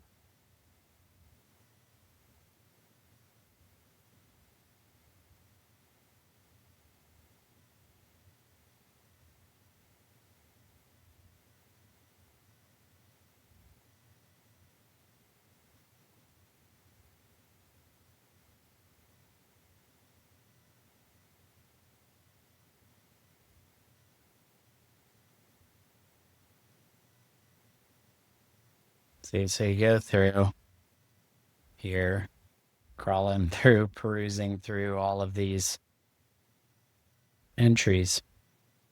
And here we are. And now here's, I think, the interesting thing. So to take this further, here is an opportunity to bring this whole thing to unify the concept of this timeline. Because these things here, right? All of these things represent actions that someone can take in the future, right? Which is like in some way, shape, or form, these nav items are basically saying, I want to go forward in time and look at one of these things here. So there's something really cool that I want to do. And I want to say that now, but just holy shit, this looks beautiful. I'm going to have to like tweak this just the tiniest bit more. But what was that again? What did I do? I changed it to, okay, I'm going to say, all right, make the hero font size only 2 instead of 3 scale and make the line height of that H1 0.85. What I also want you to do is to convert the entire primary navigation into the timeline node format and stack it vertically on top of the circle hero. And it should hang off of the viewport, which is to say that the hero should be center in the viewport, and above the hero should be a hint, an affordance of the continuing vertical stacked timeline containing all of the primary nav items. Or, yeah, let's do that. Also, by the way, let's make the observation observer timeline node build actually work. Make the effect really pronounced so we can see that it's working correctly. Oh, and maybe it's because of these errors.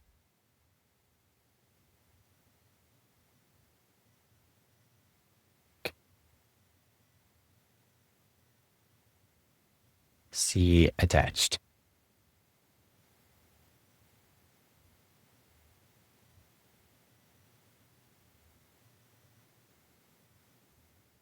Okay.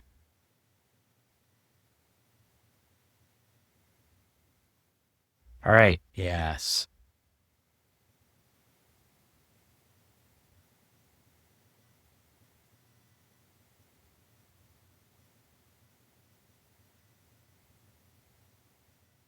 Okay. This is because it's doing its thing.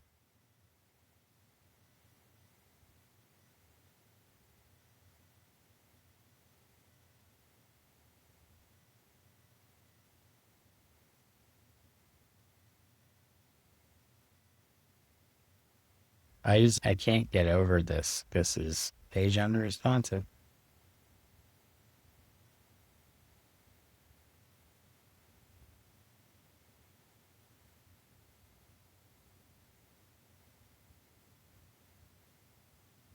Okay.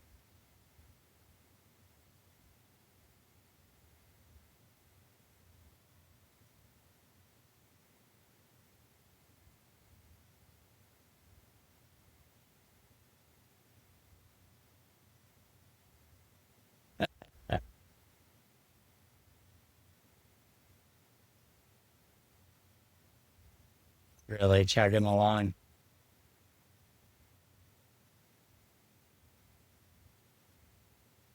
Okay.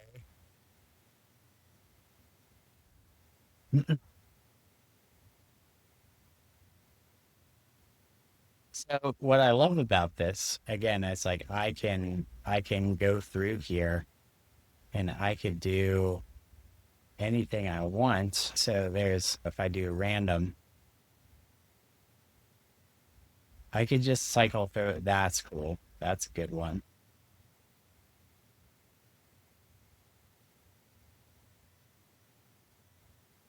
Oh shit. Wow. I'm like This is like choking my computer right now because of what it's doing in the background. Okay. Now I need to margin block. And it's using logical properties. Good.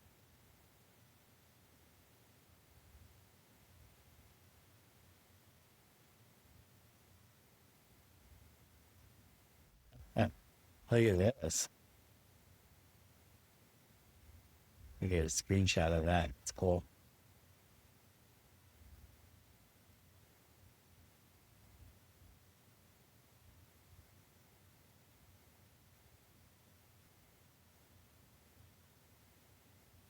I'm going to need to do some content management here in a second.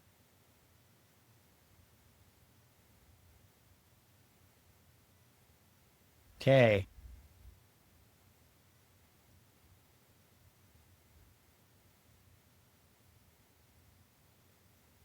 So the idea, the concept here, and maybe I'll spare it, but basically it's okay. I want this to be center aligned vertically and horizontally.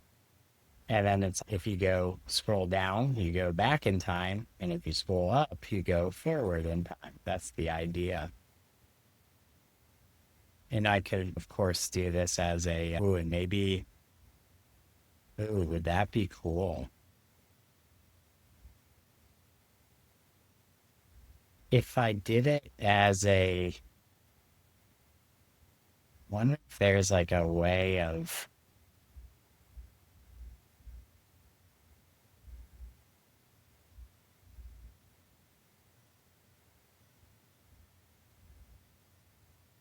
what, how would this work? I'm like trying to think of the right like page transition where this just feels like super duper smooth. It's if I click on this, I want like the node. It's really like the circle node that I want to end up being in this place, right? So that each node on the timeline could be some crazy random visual, right? Like that would be really cool. So it just feels,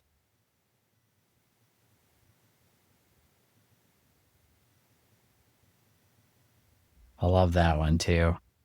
This would be cool to see in dark mode. I really love like how like the dark mode bleeds together. That looks like really neat. And I've never really been like a dark mode person, but this just for whatever reason feels like really like rich. I really like it. Okay. Let's see what's going on here. Okay, so wants me to restart the server. Something's going on where I'm having to restart rather than just kind of refresh the page, but small price to pay.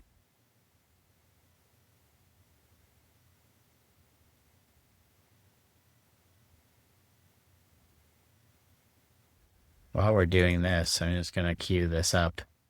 I'm just going to say that I want it to like process.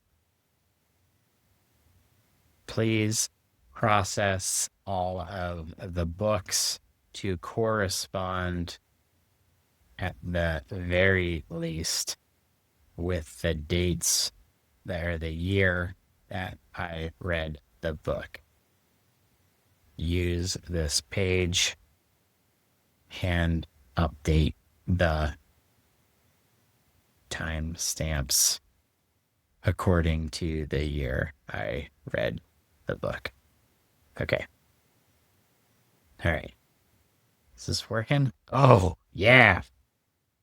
There it is, baby. Oh, shit. What?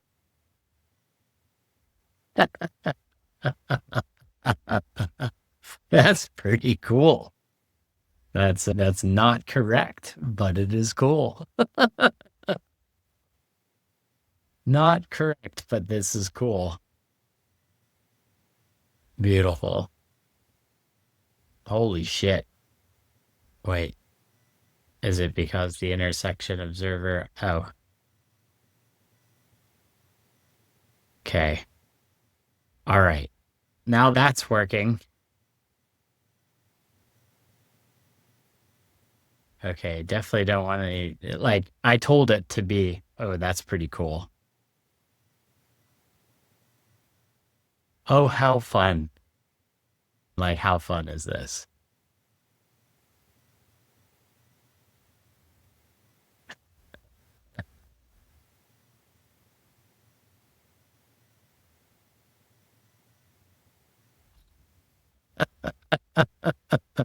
Uh,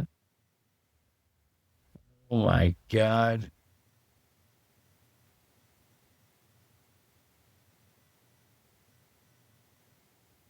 Yep. Getting back into some hard times. Hey, here we go.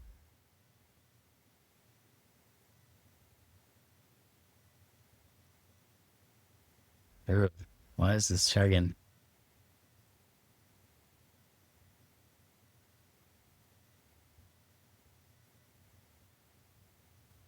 Yep.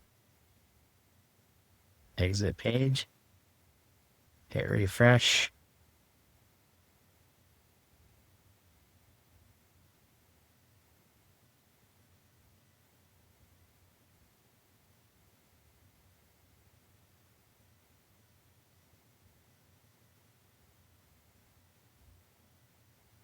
What's going on here? Okay. All right. Back to the, I love this. So this is like a literal, just like title of a blog post, but the presentation of it feels it's a case in point. Drag to select part of the screen. Okay. Just gonna record a video of that real quick. That's beautiful.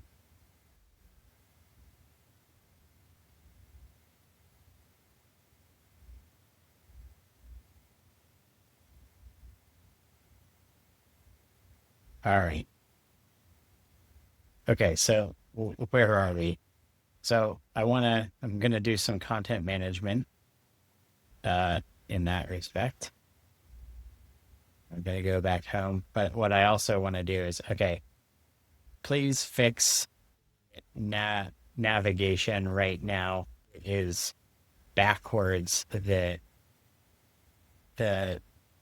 dot nodes should be center aligned, just like the past timeline.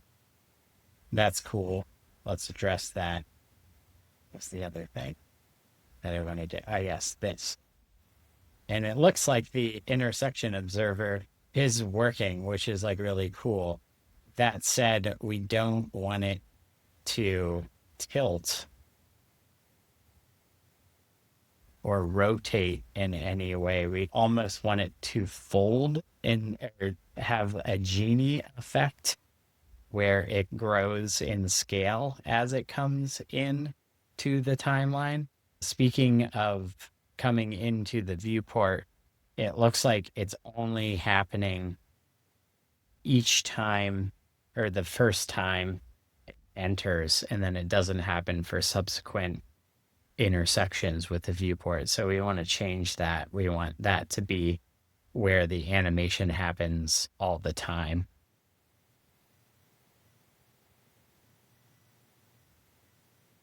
Also, it feels like something is causing some performance issues where whenever I click on an article or a node title, it is crashing the browser, which probably isn't good.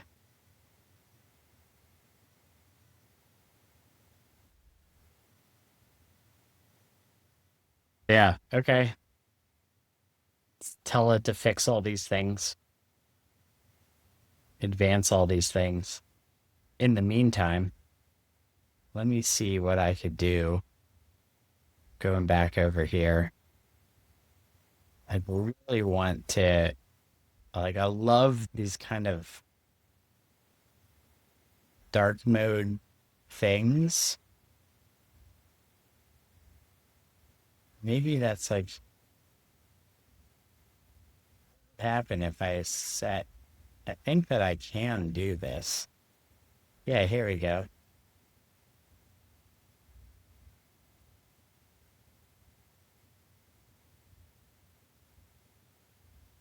Random.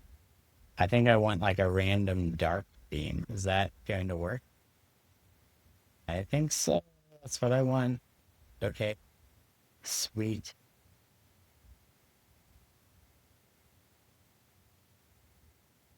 Okay. This should be cool. So this is going to go through browser crashes almost certainly because every single timeline node gets a unique view transition name, which is the hundreds of posts. That's hundreds of name transition elements. The browser can't handle it. Yeah, I wouldn't have gotten that one. I'm asking this website to render like quite literally thousands of nodes in one go. So we can tighten that up and maybe I can Ajax that old school Ajax. How about that, everybody? Can Ajax it up, right? Make it infinite scroll, like the kids say.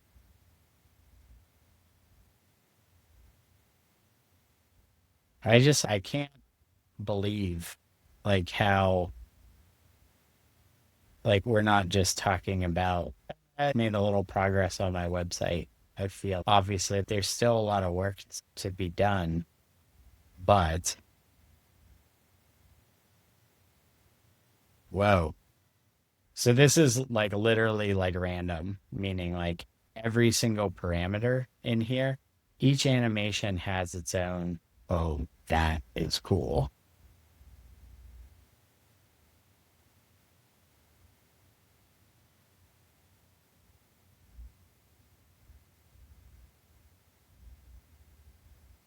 That's cool. That looks eerie. I like it.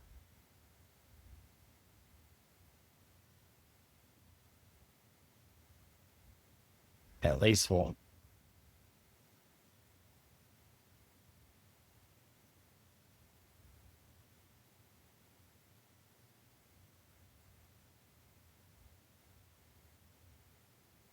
This is like the only one. It's cool, but it's not on brand. It's like not using the tokens. It stands out. That's cool. Okay. That looks cool. I bet like in the context of a web page. Ooh.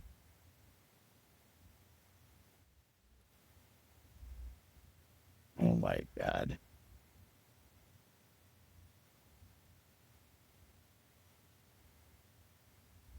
Yeah, when you go like completely random, like what this is doing is like just exposing cracks in the parameters. So if I look at this stuff, it's like AI and design systems and it's like show left and show right.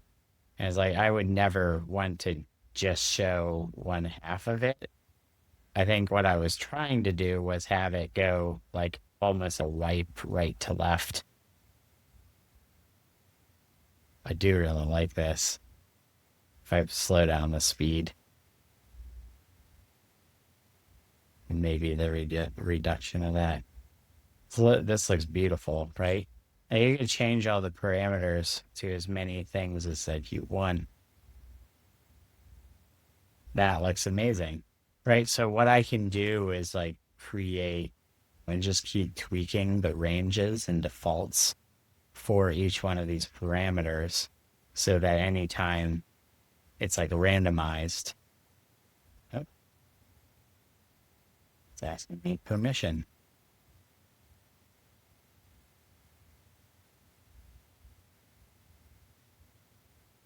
So yeah, so the idea and like I think that this like speaks to what it means to like design for this design material is you're like providing the right parameters, right? Do I want the ability for there to be 200 or what does 2000 look like? Let's find out.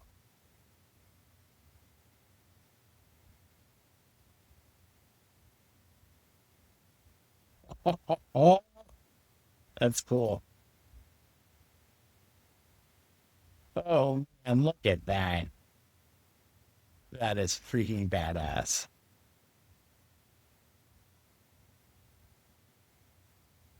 dude.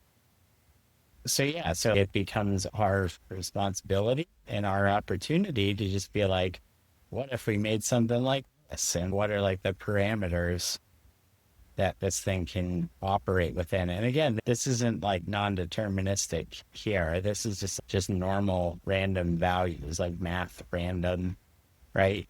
Like you would write in JavaScript or so something like that. So none of this is like agentic or non-deterministic. It's just like probabilities, right? This is cool. And in no universe would I have dreamt this up. In no universe. But I'm glad it's here.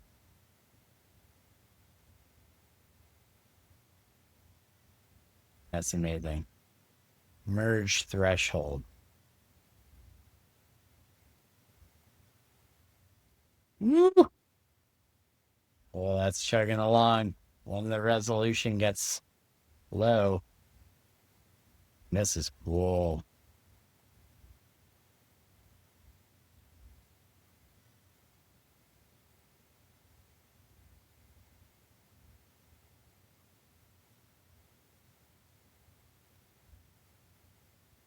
All right, let's play with this one. This one's one of my favorites. Look at this.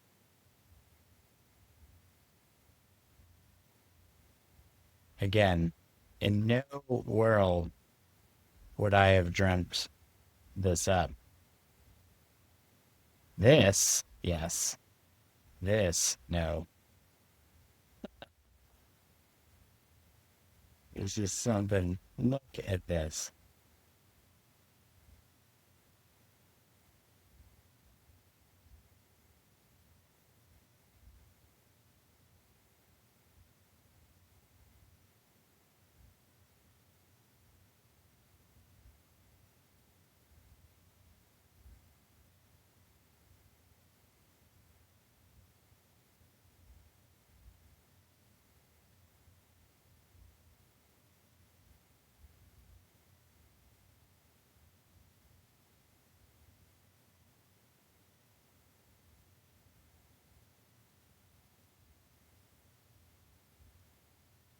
Yeah, I could just go watch that thing all day. Ooh, here we go.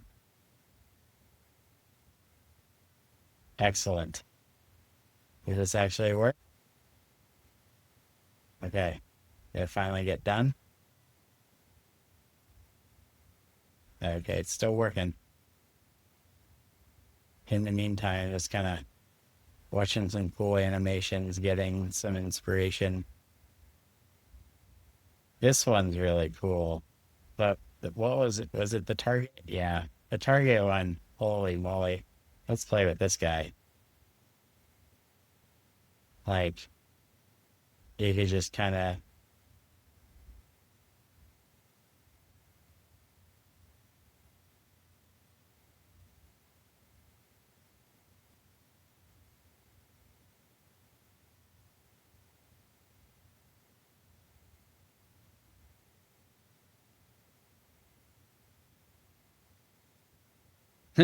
There's a squash threshold. So here, you could have this be totally static.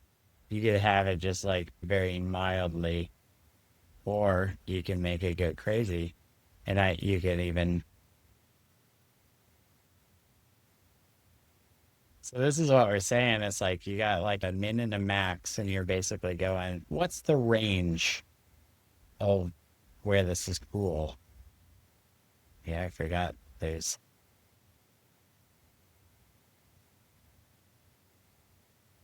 Yeah, this kind of craps out with multiple targets. I've had that glitch out before. Oh, this is one of my other favorites. Whenever you get into this is freaking beautiful.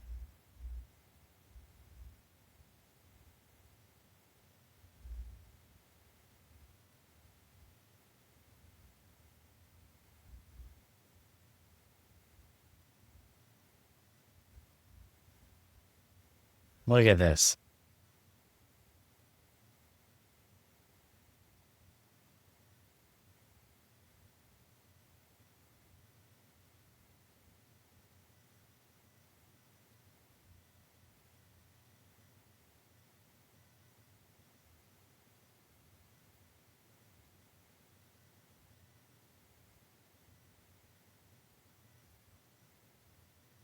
All right, did this fix? Did this get fixed?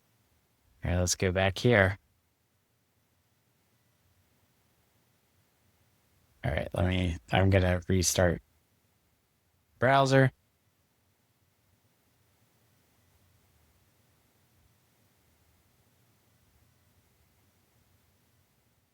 Yeah. All right. Nice.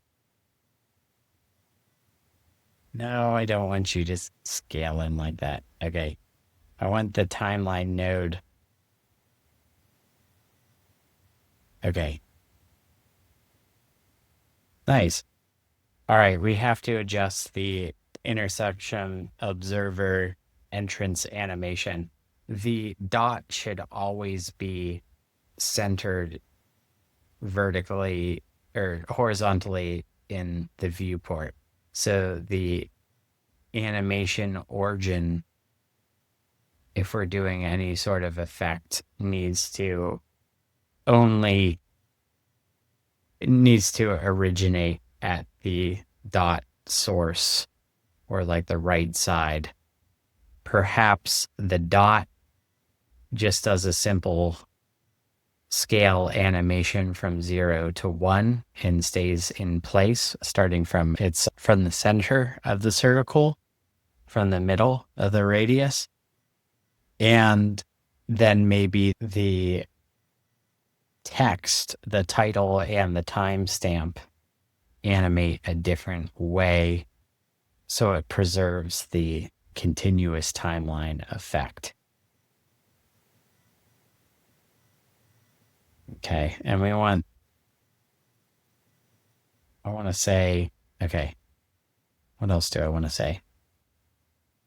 Also, match the navigation to be exactly the same dimensions as and in distance in between timeline nodes as the timeline itself.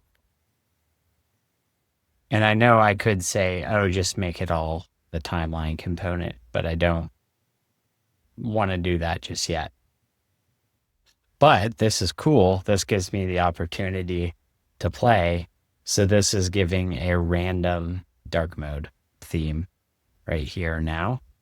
So you can see there's some things that are quite interesting. Oh, that is cool. That is really freaking cool. Also cool. And I don't think what I would do is I don't think that I would keep it random, right? I think that what I would do is just like this, for instance, I'd be like, yeah, let's save this.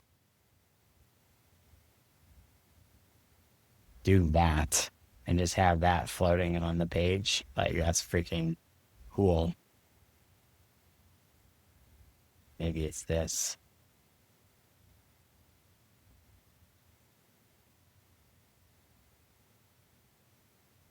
And it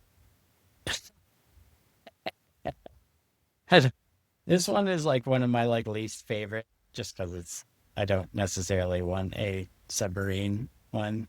Oh, that's cool. This is quite literally random.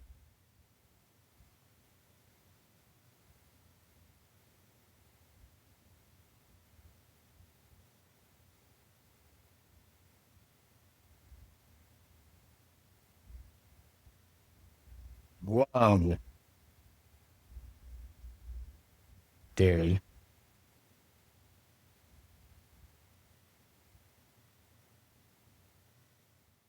Oh, I like that one.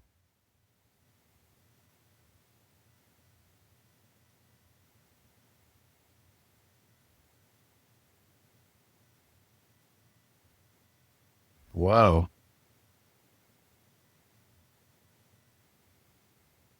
That's also cool. I feel like this almost feels like it could be broken if it was just standalone, but because it's in the context of the page, it feels cooler.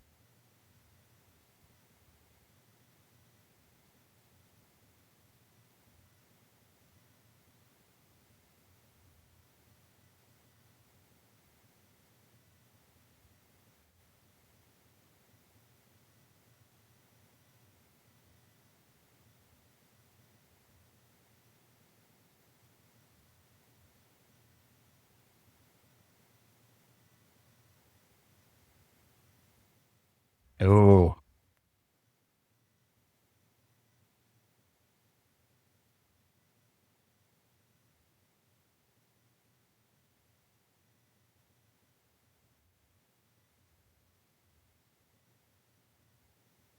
that one's cool. I'm gonna take a video of this.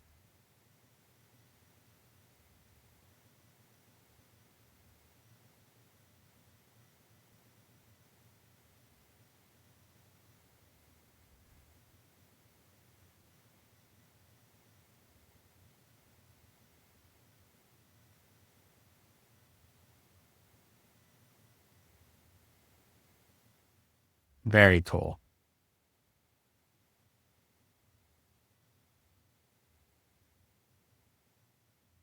Whoa. Where the hell did those colors even come from? So on the visualizations, just for what it's worth, I could change there's like a randomizer, which kind of jumps in between everything. There's a blend mode.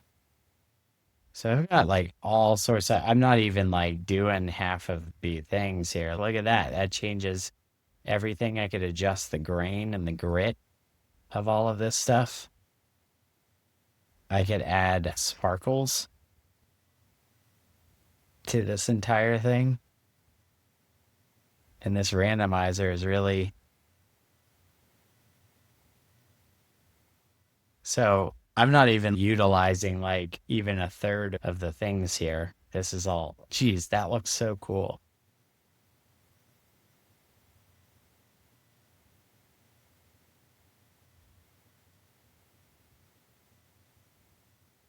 Our spaghetti one is really nice. I like this.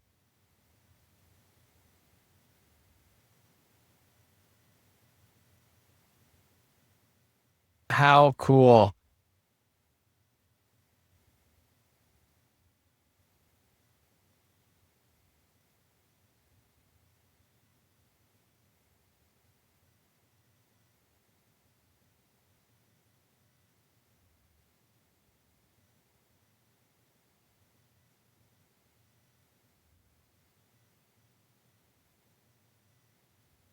Okay, so let's just see here. Did it listen to me?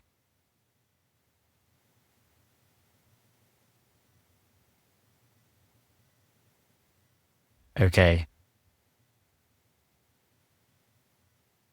All right. I want them to emerge at the same time. I like that though. Okay. This is a step in the right direction. I like the idea though of the text coming in at the same time as the node scales, as the dot scales. And also I want the animation to come in from the bottom of the viewport, right?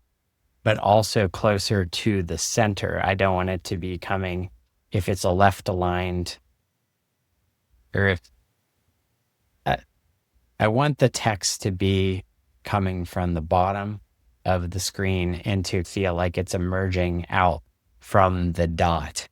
So the text should feel like it's emerging out of the dot as it enters the viewport.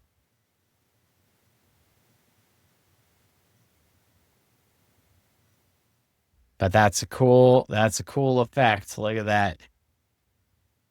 As you scroll fast.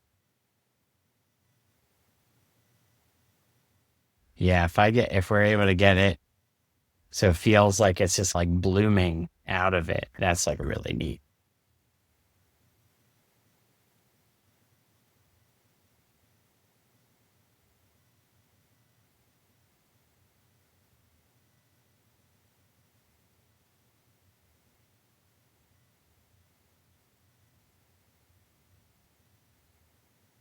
What didn't end up in Jira?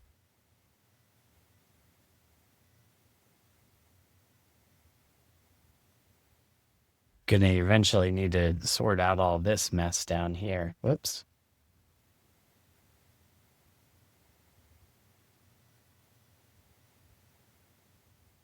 What? So yeah, so what I want to have happen is that events is always centered on page load. The navigation is always hanging out.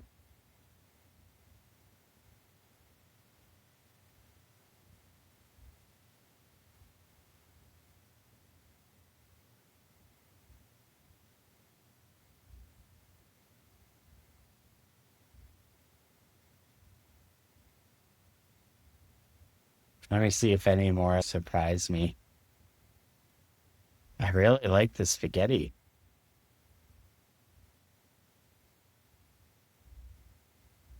Good. That looks cool.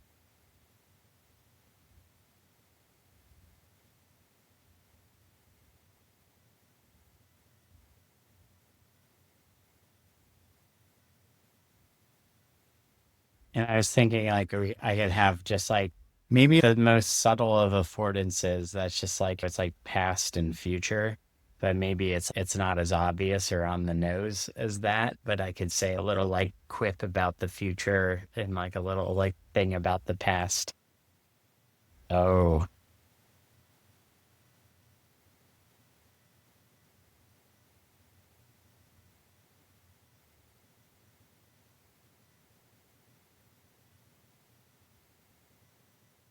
that's cool. All right.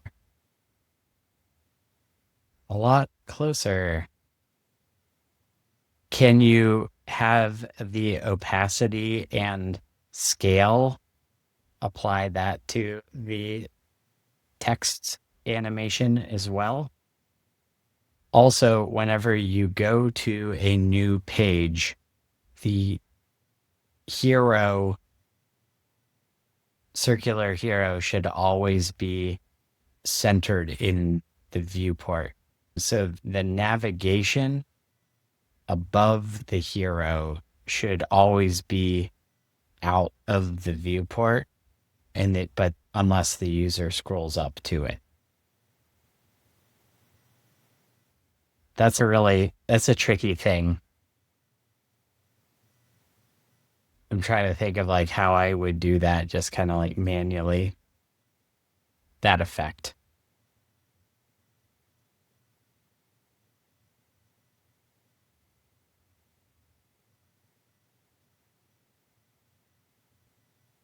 This looks really cool.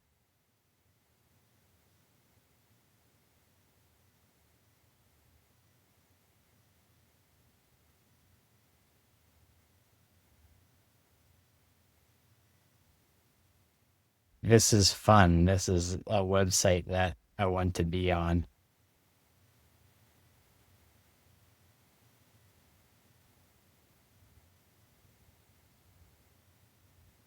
I think that's like a really just like Lynn and Tonic, Lynn Fisher.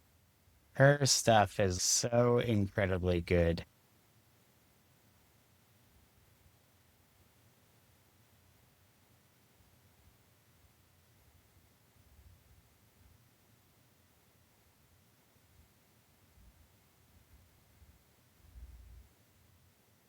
This is a relatively tame. Let's just see. Yeah, she's had some pretty serious, some pretty just utterly and completely stunning websites.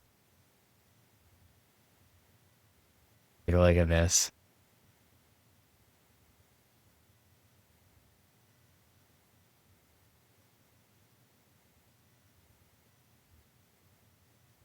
Oh, interesting. But yeah, she's like making websites that I think happen on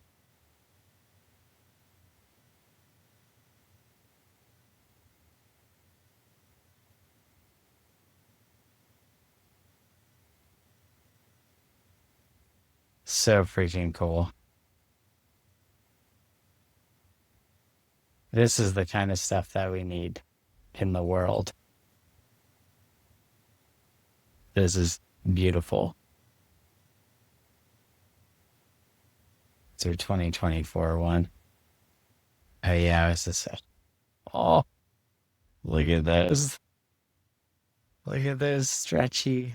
Oh my God.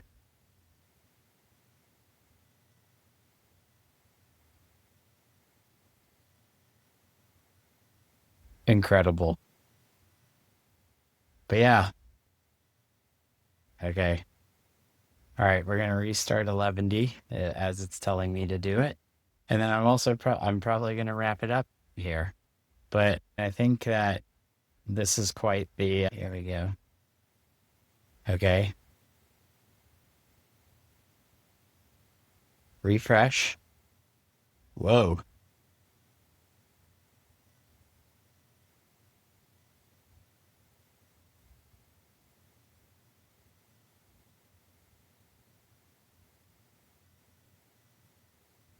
Well, I don't know about this.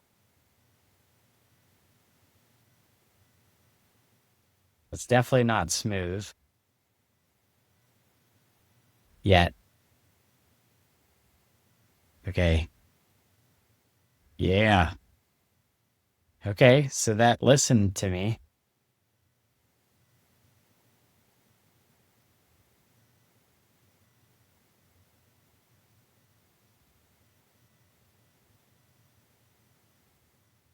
I like those guys. Oh,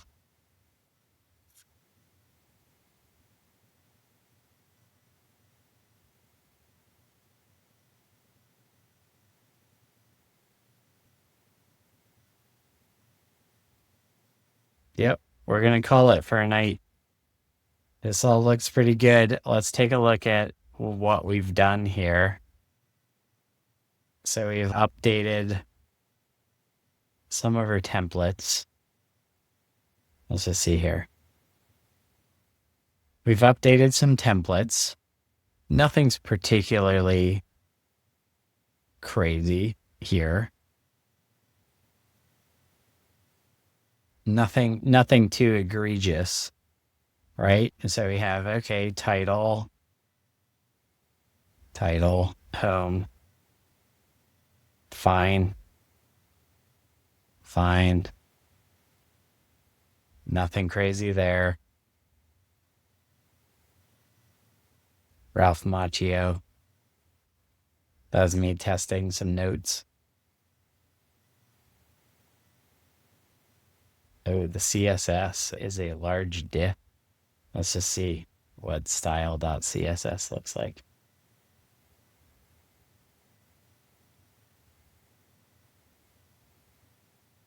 Okay, so there's some overrides. Scratchpad tokens. That's right. That's what we called them. Scratchpad tokens. So I could just like fold this stuff like back in if I wanted to. I'm probably going to tweak some of these like these colors. Logo dot, some nav stuff. There's nothing crazy here. Okay, so we got, yeah, just applying some color tokens, some timeline scroll animations, some view transitions. There's like literally like nothing here that looks terrifying. It's like there's some stuff I wouldn't do.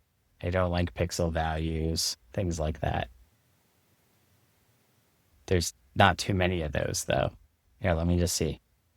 Number of PX.